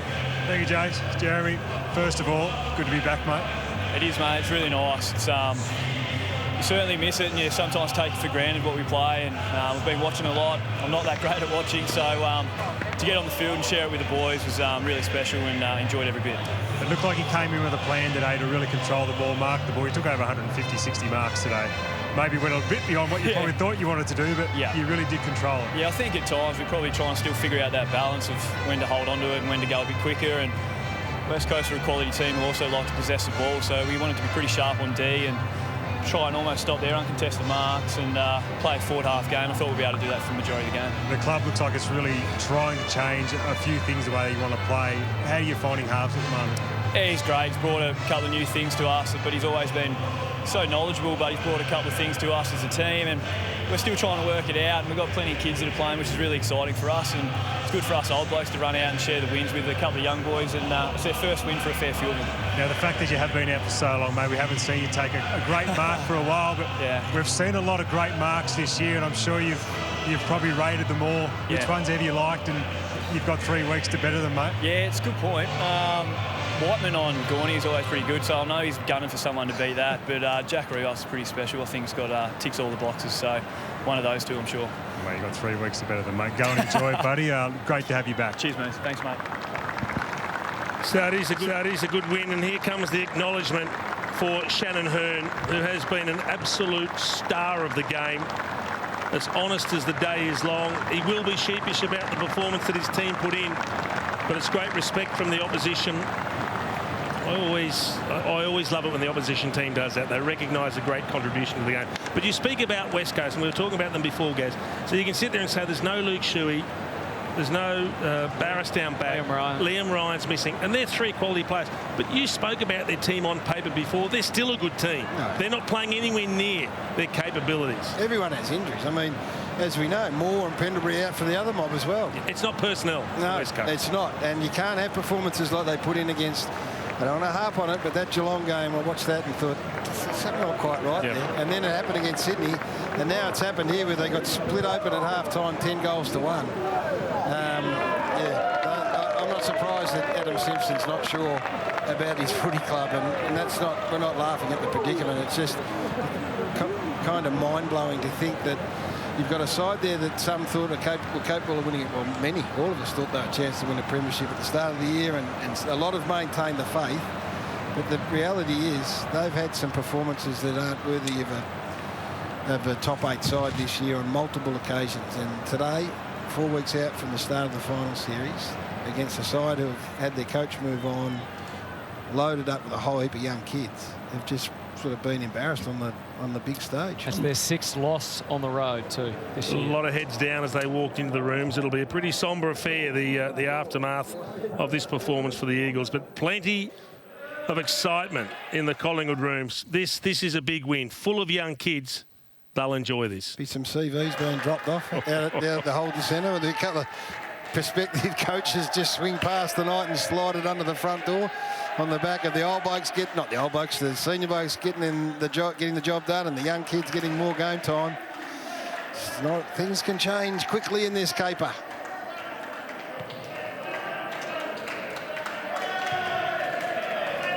So a special win for the Magpies from start to finish. A couple of youngsters enjoying their first victory side by side.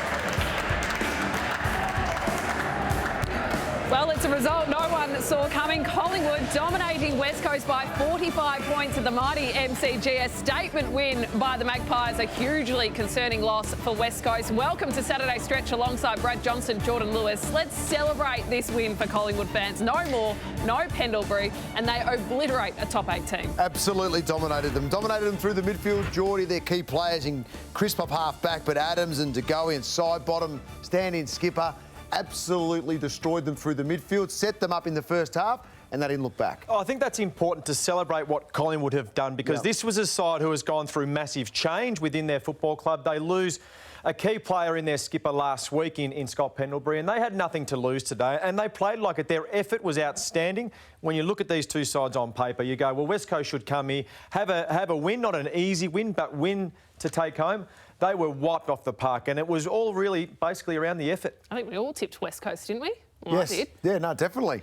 Yeah, I can't sit here and lie and say that I tipped Collingwood. You did think about it. Let's also highlight, though, Jordan De Goey. I mean, these are one of those occasions where you get so excited about him. Well, that's right. He's had consistent midfield minutes over the last 6 weeks. He's had 32, 32, 29, 31, 25, 31 today. So he's doing really well in there. He does some things at times like a barrel on the run and aspects that Robert Harvey might try and drag out of his game a little bit to make smarter decisions with the ball in the midfield. But overall, it's been a massive tick for his form. I think he's working out the balance because he hasn't played a lot of midfield time. When he first got thrust into that midfield, he was getting a lot of back half ball, a lot of ball that wasn't damaging, but to have 6 inside 50s, be damaging forward of centre, but to also have the accumulation of possessions that he had today, that is a fantastic game. And the boys mentioned it throughout the call, his work rate to help defence, but then his work rate to then also join in on offence was outstanding. And then you mentioned Robert Harvey. You've got to give him a little bit of credit because obviously they're buying into what he's saying and they're following his lead. Let's revisit the second quarter because this was huge from Collingwood. 6 goals to 1 in the second term. Still side bottom as well. 11 disposals at 100% efficiency in the second term. But it starts with a Marchek goal. Yeah, it does. And this kicks off 6 goals in the quarter to 1 to the Pies. Look, the first quarter was very good from Collingwood. They consolidated in that first quarter, 4 goals to 4 points. But you'd expect the West Coast to come back in this second quarter. Their pressure was down in the first.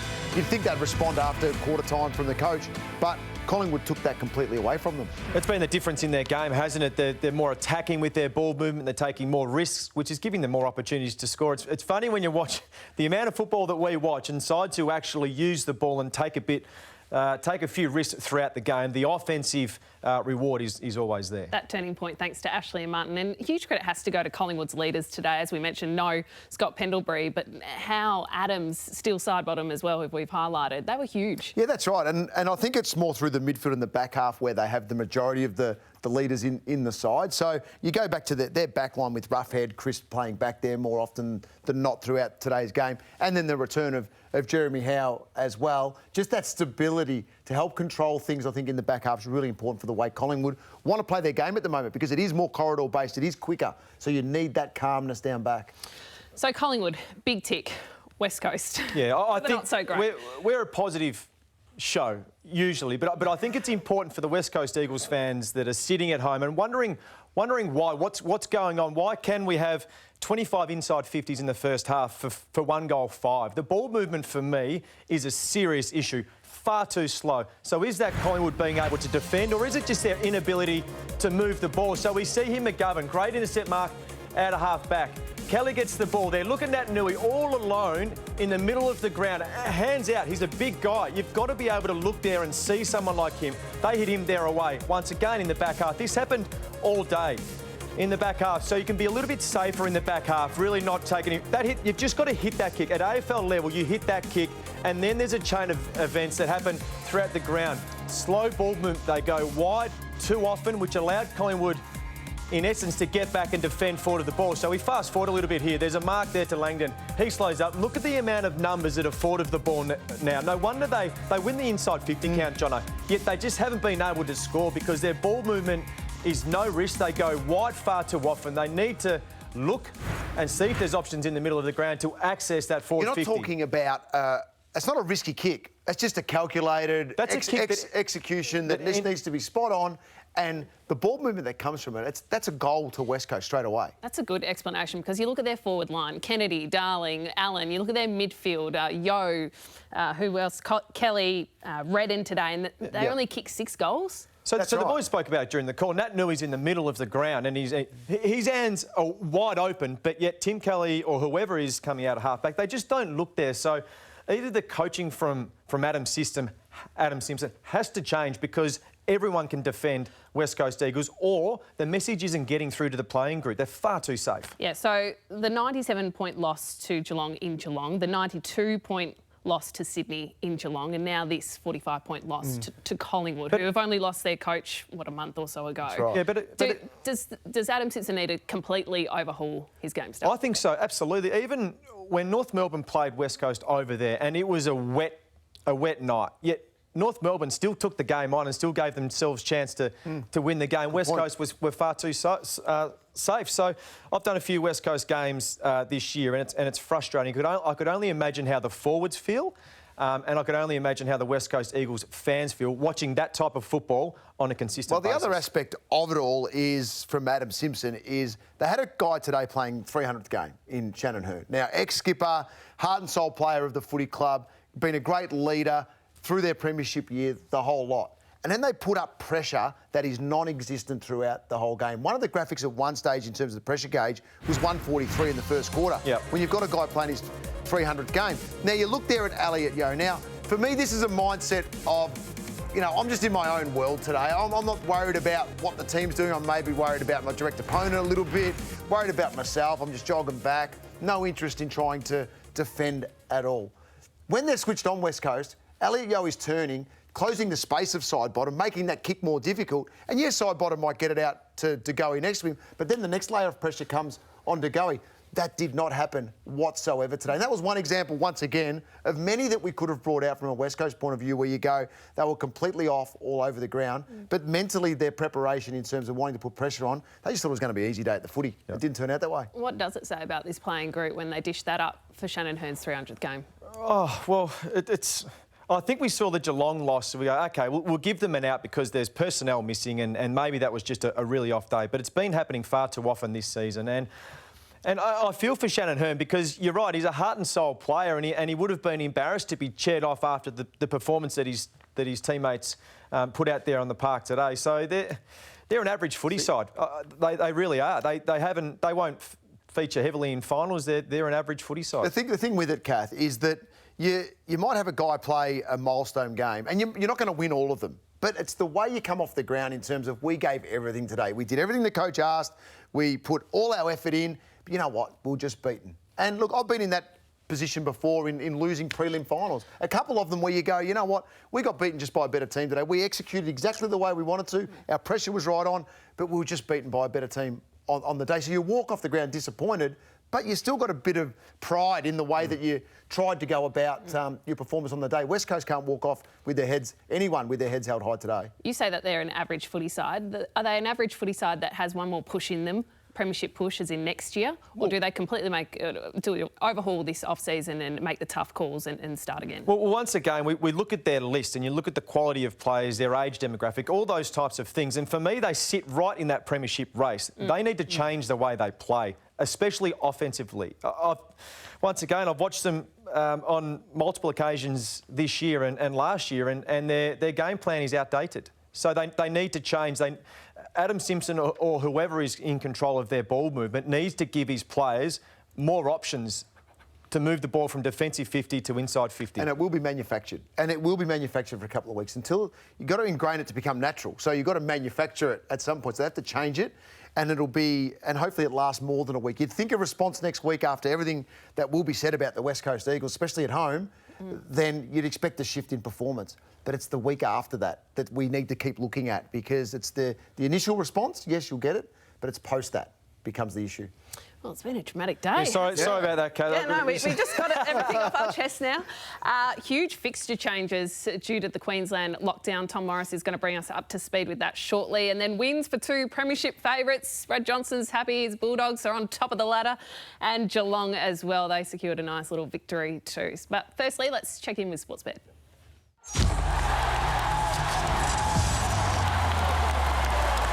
Thanks, guys. I hope you've checked out our new feature on our app. It's called Bet with Mates, and what you can do, you can start a group, bet together and share in that moment together. So, Brownie, if we were mates, would you have me in your group? Absolutely not, Georgie. Let's have a look at what you do, and you've got to be very selective with what mates you have in your Bet with Mates group, but you've got to do your research. So, players I like to get around in my Bet with Mates group is David Mundy, so consistent above 25-plus disposals.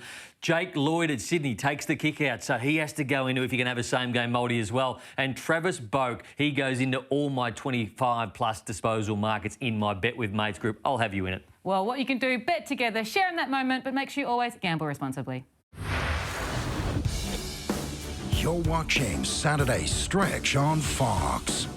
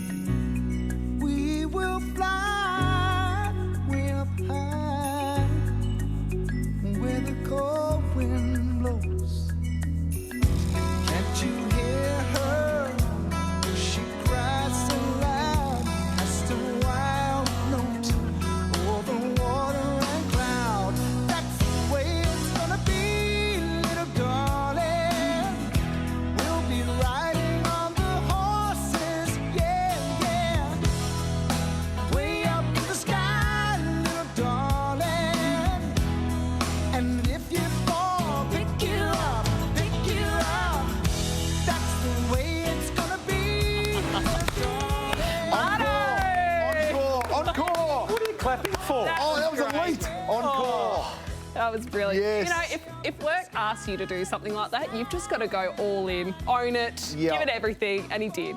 I mean, the running along the beach was a little bit questionable. What wasn't questionable? It's retro round. Very good. Yeah, how good. Hutto. Yes, happy retro round, everyone. Well, the Western Bulldogs, Jono, we'll get to your Dogs. You were in Ballarat for this game, 49-point win over the Adelaide Crows. They're edging closer to claiming their first ever minor premiership. But what did you like? Yeah, look, well, number one, it was good. Luke Beveridge, we spoke to him prior to the game today, and we spoke to him about sitting on top of the table, which he's never been there before. And it was a great answer from Bevo, because he's trying to set them up mentally more than anything else to treat every game leading in like it is a final now to hold their spot, hold their form, mentally get ready for what is going to be a big final series for the club. And look, they showed that throughout this entire game. Their pressure was pretty good around the ball. Adelaide's first quarter was excellent. They should have kicked 4, they kicked 2. And Murphy missed a couple of sitters. And then after, with about 5 minutes to go in the first quarter, they just started to fade away a little bit. The Dogs kicked some goals into the breeze and then created the gap in the game. So outside of that, their midfield was reasonably strong. Bont was a little bit quiet. Today, the rest of the mids really stood up. But it shows the depth and talent of the list when Marcus Bontempelli had, a season-low 15 disposals, yet they managed just fine. Yeah, that's right, because they had Bailey Dale, who was on fire, Bailey Williams, McRae, and Caleb Daniel as well was the other one. He kicked the goal of the day, Caleb Daniel. When you have a look at what he's able to do here, and I love his ball control, Geordie, because he gets to this point here and he still has to get himself and the ball into a kicking position to snap. But he's strong, he breaks, and he breaks 2 tackles, which is, suggests a little bit of strength. But I mean, you don't get to the top of the ladder and play the football they're playing off the back of one person. Yes, Bontempelli's a superstar, probably the best player in the competition, but their depth and their list is playing so well at the moment. 12 different goal kickers as well. Yeah, that's right. And you're right around the depth. So they've got the goal kickers with the spread, but then you've got Treloar to come back, Steph Martin to come back, Keith to come back. I think so there's going to be 3 unlucky players. So, and Bevo's a guy that will play people in form regardless of pretty much the name on the whiteboard. So there's a big challenge there for a few leading in to the next few weeks. Had a bit of a retro round feel to it too, didn't it, today? It did was down windy. They had the people in their cars watching on, honking the horns. Which was a country ground, no grandstand. Yeah, it was great. You know, it was good fun. So the Bulldogs have Essendon, Hawthorn and Port Adelaide to finish. They've got superstars in every line. Where are they vulnerable? If you're Geelong, if you're Melbourne, looking at the Bulldogs now and closely analysing them in the lead up to finals, where are they vulnerable? In terms of positional, and on paper, it's down back. They're covering each other really well, and the mid-size and smalls are really helping down back. But look, Shaki was good today. He started the game really well. Taylor Walker only kicked 1 goal, had no influence on the game. Easton Wood back in was able to help with some of the height down back. But that's where you see, I suppose, the only issue is potentially if the opposition get on a roll and they're kicking the ball in long in a pressure final, that the bigs for the opposition could make a contest if Keith doesn't come back. I think there is a slight change to the way the home and away season is played and then the way that finals is played. It does become more contested, which I think the Bulldogs' game style and game plan sets themselves up really well for that style of game. So we speak about the ball movement and everything that looks nice sometimes in pre-season, in home and away season. That doesn't happen in the final. So I think that really stacks up. Their midfield depth, when you get those players back that you just mentioned, they'll be in good shape. Clearly, favourites going into finals. I'm just laughing at his smile before. Yeah, I'm agreeing with everything you're saying at the moment, and built a little bit of percentage today too that didn't go unnoticed. Yep, true. Let's listen to both coaches post-game, beginning with Luke Beveridge, who was asked what it'd be like to finish on top of the ladder. I don't really want to talk about that because if I do, I'll be quoted. And there's 3 games left, and still really tight there. And we play Essendon next week and then Hawthorn and then Port Adelaide in the last round. And if we can just keep turning up, keep fronting up with the same motivation, the same willingness to contribute in your area and inspire each other, then we'll be okay. And whatever happens from there, it'll take care of itself. Unfortunately, it was a side that just had us a little bit too much class for us in around the contest today. I thought we brought some great energy early. We had the advantage of going with that strong wind in the first quarter, but probably didn't capitalise. We had our opportunities and we opened the ground up pretty well, but we're playing against a very good side today that they capitalised on all of our mistakes. So since the bye, Adelaide have 1 win and 5 losses, but you weren't that unimpressed by them today. No, I enjoyed watching Adelaide today. Look, they were just beaten by a team that's far superior at the moment. There was just a class level. You can see what they're trying to do with the ball movement. You can see that they're trying to put good pressure on around the ball. They just have the depth to compete with the Dogs consistently over 4 quarters. But they did enough today where you don't walk away going, I've got no idea where Adelaide are at. We know where Adelaide are at and we know what they're trying to achieve. And they've had some great outcomes throughout this home and away season. So, they just want to finish well now. You're right with that.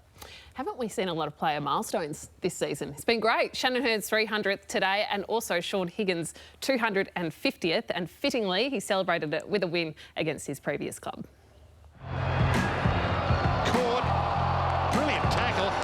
said he legally got rid of it. And Higgins, brilliant goal in game 250.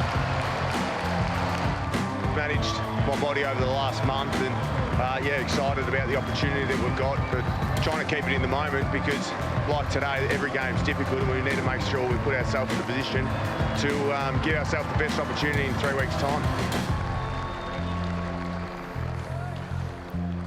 Congratulations to Shaun Higgins, and nice to see he could celebrate there with family. So it was another 4 points in the bag for Geelong. This wasn't an amazing game, but good to see North Melbourne again push a premiership contender. I mean, only 20 points the margin in the end. Yeah, you're right. In difficult conditions, I've played at Hobart. It can blow an absolute gale, and I think going down there, realising they've got Cunnington out, Zerha out, Taron Thomas out. So 3 players that are really in form. Missing those players. What were North Melbourne going to do? And they showed up. They really gave good effort, which against the side in Geelong was good to watch. It was tough. It wasn't an easy day to move the ball, but they were good. And even around the ball where they were missing those stars, they were really good. So they lose the inside 50 count by 26. But they only lose a game by 20, so they defended well. Mackay v Hawkins. Hawkins kicks his first goal in the last quarter, so that was a good matchup. Guthrie down back for Geelong, start as well. So there's some positive signs. That was what was a really tough, hard-fought match. So let's talk about the Guthries. Cam Guthrie's great season continues. 28 disposals, 2 goals today. And then younger brother Zach was the late inclusion, but had his best game of his career. A career-high 28 disposals and played a key defensive role. So good day to be Guthrie, particularly Cam. It was, and you know, Cam was good. He was really good. You know, they were probably the 2 best players on the field. But Zach, when he went into defence and the intercept possessions that he was able to take in defence were a highlight. But, I mean, he's just continued on his form, Cam Guthrie, from the last 2 seasons. He's an All-Australian player now. He does the basics really well at a really high level. And his brother contributed today in what was a good win for Shaun Higgins, 250th. So I think if you're arguing that Geelong are the premiership favourites, this is perhaps a good point to bring up. Good luck trying to score against them. So they kept North to just 34 inside 50s today, 6 goals. That means in the last 5 weeks they've conceded 6 goals, 8, 3, that was the demolition of Fremantle, 5 and 8. That's just 30 goals in the last 5 weeks. Yeah, they defend by the way they move the ball. I mean, they take 136 marks for the game. North Melbourne take 126. So quite often throughout the game, it was played between the 250-metre line. So if you play a safer brand of football, clearly you're not going to get burnt back the other way at a heavy rate or a high rate because you're defensively sound. So that's the way they play. We've seen them on occasions this year move the ball and really pile on a score. They look really good, but they've got different modes to go through now. So certainly over the last month, they've been more a kick-mark type of side, which meant the other sides can't score against them too heavily. Here were the coaches post-game. No, I don't think we were off. I don't think that's a fair assessment of the way the opposition played. In particular, we have respect for what they've done over the last month. And even if you remove my subjective opinion and have a look at the objective stats over the last month, they've been really dangerous and they understand this ground really well. We had to spend a lot of time preparing for what was a different situation for us. Most of our guys have never been here, much less played at this ground. And so to an extent, the game was what we expected. I think we've shown today a bit more depth in our list. 9 guys under 22, you know, our other 3 guys that were out due to different circumstances in Cunnington, Zerha and Thomas. But yeah, look, I was really pleased with the effort. Look, there's some reasons, you know, why we weren't able to necessarily get through at different times. I thought, you know, Geelong defended us really, really well.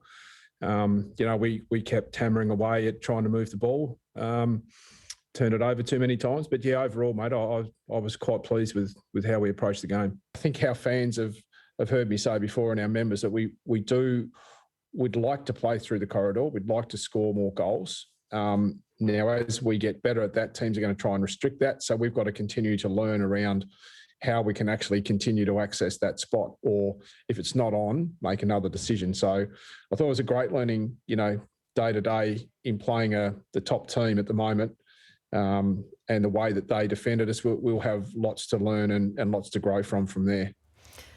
People have faith in David Noble and what he's doing with the Kangaroos. They are finishing the season strongly. Well, of course, it is retro round here at Fox Footy. We're celebrating everything 90. So let's take a trip down memory lane with the great Kevin Sheedy.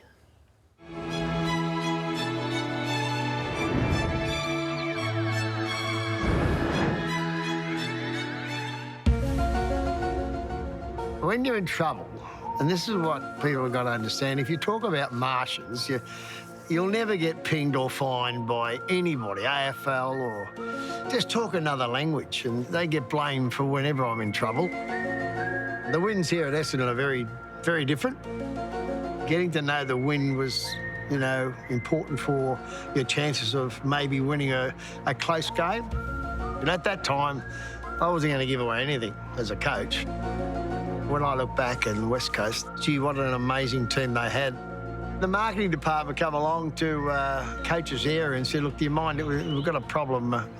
We really want to shut down the windsock. We don't want to upset, you know, anything between you and Mickey Malthouse and West Coast. So I said, no, mate, I'm happy with that. I think it'll be a fantastic deal. So when we tied the windsock down and they've all turned up and, well, the press got right onto it and I think in the end I made a fairly decent song and dance show about it in West Australia. So 2 points in 2 minutes. So it's just one of those little scores you put in the book against West Coast. In this situation, I just blame the Martians and for many people in the AFL, I still think they're Martians right now.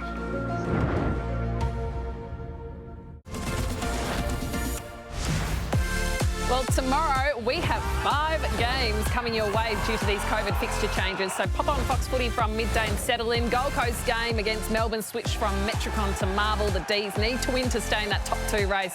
Then after that, there is 4 more games. So just settle in and watch Fox all day. Oh, it's going to be good. What more could you want? Yes.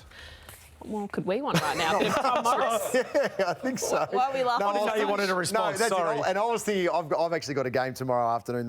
I think it's 5 o'clock, so it's not it was the late one. Now it's not the late one. So, Freo Richmond. Thank you for sharing us. I was sharing, but that's what I was thinking about. That's why we had to pause in that little bit right there. Sorry. Let's head into the newsroom now and bring in Tom Morris. Tom, just a few changes to the fixture today. Yeah, it was a complex day for the AFL. It all started this morning when the Queensland Health Authorities announced that the southeastern part of the state was going into a 3-day snap lockdown, which meant, of course, no professional and no community sport. Now, that threw Gold Coast game against Melbourne into disarray. And as this announcement was being made, Melbourne was in the air. So they'd landed and they've had to fly back. Essendon versus Sydney as well has been postponed. And then tomorrow, GWS versus Port. That was meant to be in Queensland. Of course, that's now in Melbourne. I'll go through the fixture in 1 second. But Gold Coast, Melbourne, Essendon, Sydney and GWS all had to get a flight back to Victoria from Queensland, which proved to be quite a difficult task as well. So on that flight, Essendon and GWS were on the same plane. Sydney and the Suns were on the same plane, and Melbourne got a separate flight themselves. They'll land in about the next 20 or 30 minutes. So that is the fixture tomorrow. And it starts with Gold Coast, Melbourne, as you said, Kath, and then Hawthorn, Brisbane and Launceston. Now, there was some doubt whether Brisbane would be able to get into Tasmania, given that they were coming from Queensland. Luckily, the Tasmanian Health Authorities said, no worries, you can come here, but you have to be under stricter COVID protocols than what you otherwise would be. So they're in a hotel. They can't really go anywhere until the game starts, and they'll fly out immediately to Perth after the match. Essendon versus Sydney at the MCG. The MCG, Fremantle versus Richmond at Optus as already scheduled, and GWS versus Port at 6:10. So it is a double header at Marvel Stadium. Now, as I said, as the health authorities were announcing this in Queensland, there was one game of football that had just started in Queensland. It was a VFL match. It was the Gold Coast Suns versus Southport, and the Gold Coast Suns, well, it was about a goal apiece, and this ball went through for a behind outside Metricon Stadium there. That's where a lot of the AFL teams trained last year, especially Richmond. And about now, the siren goes, and everyone doesn't really know why. It's because the game was called off 10 minutes into the first quarter because it became, I guess, illegal to have any sport whatsoever in the state as soon as the announcement was made. So this was bizarre scenes. No one really knows what's going on. No one really knows whether the game's going to be replayed or what happens. Jordan and Jono, do you reckon this game should be replayed from the start? Should they start with that scoreline, or just abandon it completely and go again when you're allowed? Oh, I think just start again. Yeah. I mean, it's only 6 to 8 with 10 minutes gone in the first quarter. For me, the logical thing would just be to start the game afresh. Reset. All agree. Yep. Time for Saturday Spotlight, Tom, and tonight's edition is a bit of a Hawthorn edition. Yes, the biggest news story of the year is Hawthorn, and we're not going to let any of you off lightly. Kath, I've got a question for you, but I'll go to Jordan first. Jordan, will Sam Mitchell be better off without Alistair Clarkson at the club next year? I think he will be. I think the way it was originally set up with him to still continue to coach Box Hill and Clarkson to coach Hawthorn, that seemed to me that it was going to work well. Clearly, both of those guys thought it wasn't. So he just becomes a year ahead of where he thought he would be. He thought he'd control a lot of the other stuff, but he now gets a chance to shape what happens next year, and then I think that will only benefit what then happens the year after that. Jono, given Jeff Kennett, I'm using his words here, accepted responsibility yesterday, should his position as president be in jeopardy? Probably not, but I sort of go to Tom, and you might know the answer to this, and I certainly don't, of who's next. Who's next to take over and be in charge of the Hawthorn Football Club? Are they better credentialed? Have they got the ability to take the club forward and do something different to what Jeff is doing? Yeah, I'm not sure who's next in terms of the current board, but, you know, I'm sure the Hawthorn Football Club wouldn't like to have a situation like at Collingwood where you've got someone from the outside coming to challenge. I'd imagine there'd be a fair bit of dissatisfaction and frustration internally. Jeff Kennett's got 2 years to run in his term. We'll have to wait and see how it plays out, but it is good that he did accept some responsibility yesterday. Kath, I'll go to you. Do you think football fans should reevaluate how much they can trust the clubs they support? I think football fans can decide themselves how much they trust their football clubs, but I think fans need to perhaps start trusting journalists more, because credible journalists like yourself, Sam McClure, Caroline Wilson, you're all spot on with this Hawthorn story, and you guys copped it in recent weeks, but you were laughing yesterday. Jordan, next to you. So next year, Stuart Dew, Brett Ratton, Justin Longmuir, Simon Goodwin, Matthew Nix, Chris Scott and David Teague, they're all out of contract at the end of 2022. Now, should all of the boards of these clubs at least make a call to Alistair Clarkson's manager to see if he'd be interested to go there, regardless of what position their club is in at the moment? Oh, no, I wouldn't say all of those boards. I mean, we're talking about some coaches who have shown real promise and have started the groundwork, I suppose, with young lists and being developing those players into becoming good senior players. So there's certainly sides that will make the call. I mean, you look at Chris Scott. I think Chris Scott's one of the great coaches we've seen, and yes, he hasn't had the premiership success after the first one, but he's fine. Longmuir's been there for a minute, so's Nick. So I think those two guys are pretty safe, and Simon Goodwin's doing some really good things with Melbourne. So there'll be clubs out there that'll make the call, but I wouldn't suggest all those guys are under fire.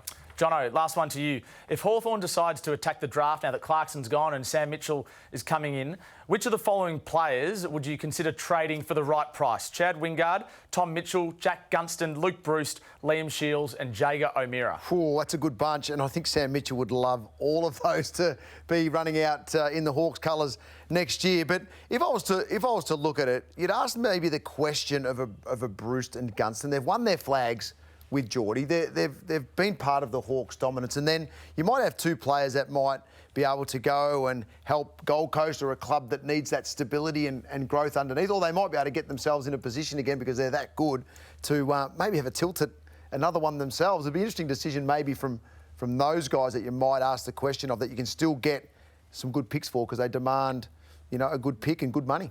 Good stuff, Tom Morrison. Hey, guys, it was Tom's 30th birthday yesterday, so belated happy birthday, Tom. Are you celebrating tonight? Not at all, Kath. It's a nice, quiet night in front of the TV. Good stuff, Team Ozzle. Thank you. About that. Let's head back to the MCG because Adam Simpson is addressing the media following their 45-point loss to Collingwood.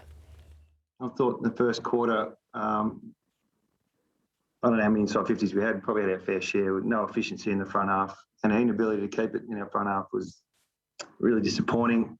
Couldn't stop their uncontested game and their run and overlap. And they made the most of theirs. We missed our shots. And then the second quarter was disappointing, really disappointing. It was defensively poor. Offensively there was some poor decisions made as well. And then we chased our tails the rest of the day. So, yeah, a really disappointing day altogether. What was the message at half time? You won the second half. What was the message there? Run. I thought the Pies used their brains more than we did as well with their ball movement, and we didn't. So, so we gave them some clarity at half time, but we shouldn't need to. Pretty raw at the moment. Haven't got to go through the game, see where we failed more, address it with our players, and then try and get better. I mean, the season's still alive. We're still thereabouts, but we're not going to get far if we play like that. He's looking a little bit lost for answers, isn't he, Adam Simpson? How much blame are you putting on the players and how much blame are you putting on the coaches for tonight's performance? It's definitely a combination, I think, when we look at it. And I think Adam Simpson will assess his own performance today. But I agree with you in terms of that ball movement, because everything looks... They get the ball in good positions and everything goes straight sideways wide when they could be so more efficient with the way that they use the ball. I know they like to mark and kick and control the ball that way, West Coast, and they've done that for years, but maybe it's time to shift that because opposition just aren't allowing them to do it effectively anymore. Well, I think you briefly touched on it there. We made some dumb decisions, or something about the brain. Didn't use their brains. Didn't use their brains with ball in hand, and that was clearly what we saw watching the game. So he must be instructing them to be a little bit more adventurous with the ball, but the players just aren't computing where their options are. They just look like a lost team at the moment, don't they? Just yeah, but he's Adam Simpson's a realist. I mean, he doesn't hide behind the fact of poor performances. He's always good to us as the media. You can see in his press conference he was pretty raw at that moment. Well, he's a premiership coach. They're in good hands, so it'll be interesting to see what he does. Well, let's head to Amy Kalangers. Yes, we'll start off down at the Rat today. It was a bit windy. And the Rat. Down at Ballarat, and Jamari Ugle-Hagan has a set shot and kicks it. Out of bounds on the ball. I just built the suspense. We see one of these a week, and this is the Jason Dunstall special. Just the dribble kick when there's an open goal across the face. Well, did I mention it was windy in Ballarat? Because Chase Jones gets the ball and it goes... Out of bounds on the ball. Well, here's another Ballarat one. Looked like a beautiful kick, left-hand post. Nearly went out of bounds on the full. And the last one here, Shawnee Higgins, the milestone man. Snapshot from the boundary and kicks it. Out of bounds, on a full. Well done, Kath. That was good, mate. Nice, Kath. Good. Deeper that last one. Yeah, just decided to take it down a notch. Play of the day and our final word is up next. Now, hey, if we were discussing who was the greatest stepladder of all time out of our Fox Footy talent. Why are you looking at me? Why? Because you are one of my panellists. So Gary Lyon. Has to be. Don't start throwing Gary people under the Lyon. bus. G. Lyon. 3 votes. Are we going to mention Gary Moorcross? Yeah, but that was a one-off. Gary got stood on about 3 times, from what I can remember. Well, you'll be pleased to know that you're off the hook. Gary Lyon is the greatest stepladder of all time out of our Fox Footy talent. Only in the 90s. Gary Lyon did it well. Great play by Lyon. Gary Lyon was huge in the 90s. He captained Melbourne, he captained the Vicks, but he was also a stepladder for some of the greatest marks we've ever seen. Cue the 1995 Mark of the Year. Good kick. Oh, what a foul! Mark of the year.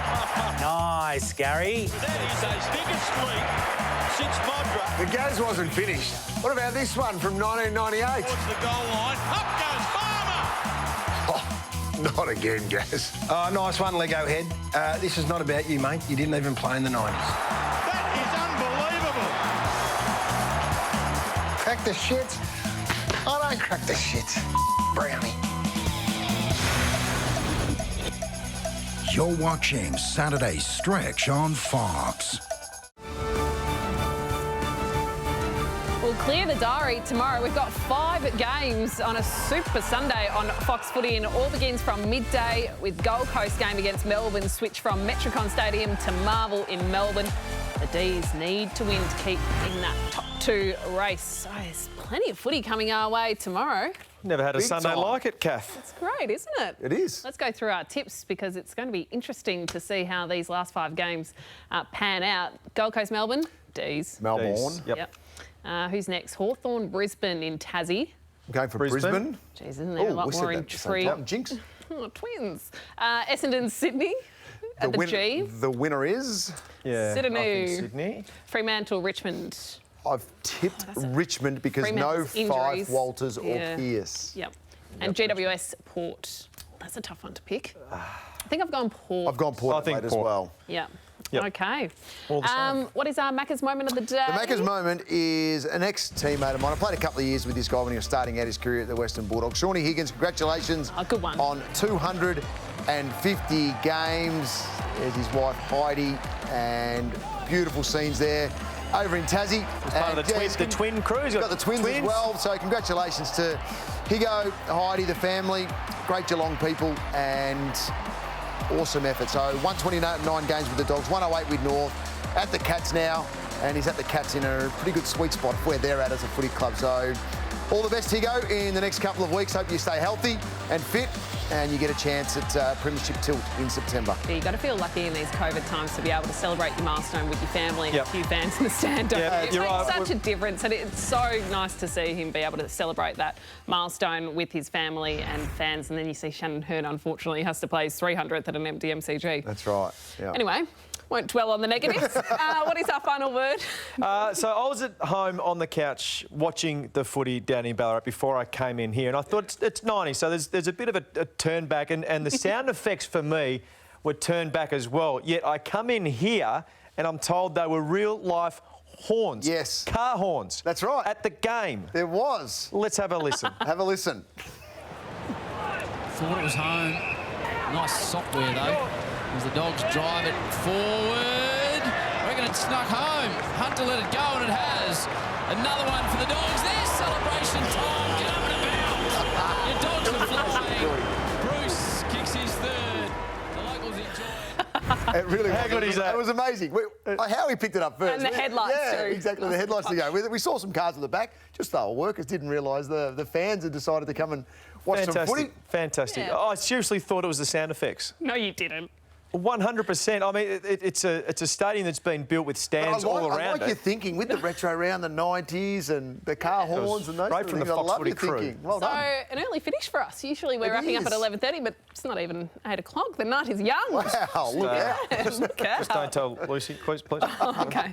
No, Lucy, we've got to stay back, do some pre-records. Jordan won't be home for a while. Massive Sunday tomorrow on Fox Footy. As I mentioned, 5 games coming your way. In the meantime, though, Western Bulldogs fans, sit back and enjoy this. It's a replay of your 49-point win over the Adelaide Crows. We'll see you next week. This has been a Fox Sports production. This program brought to you by Xero. Online accounting to help you do business, but better. Sportsbet's new Bet with Mates. Start your group, bet together and share the moment. Amy. Who covers clangers? Amy does. Macca's. Celebrate with the Mac family today. And Harvey Norman. Everything you need in electrical, technology, furniture and bedding.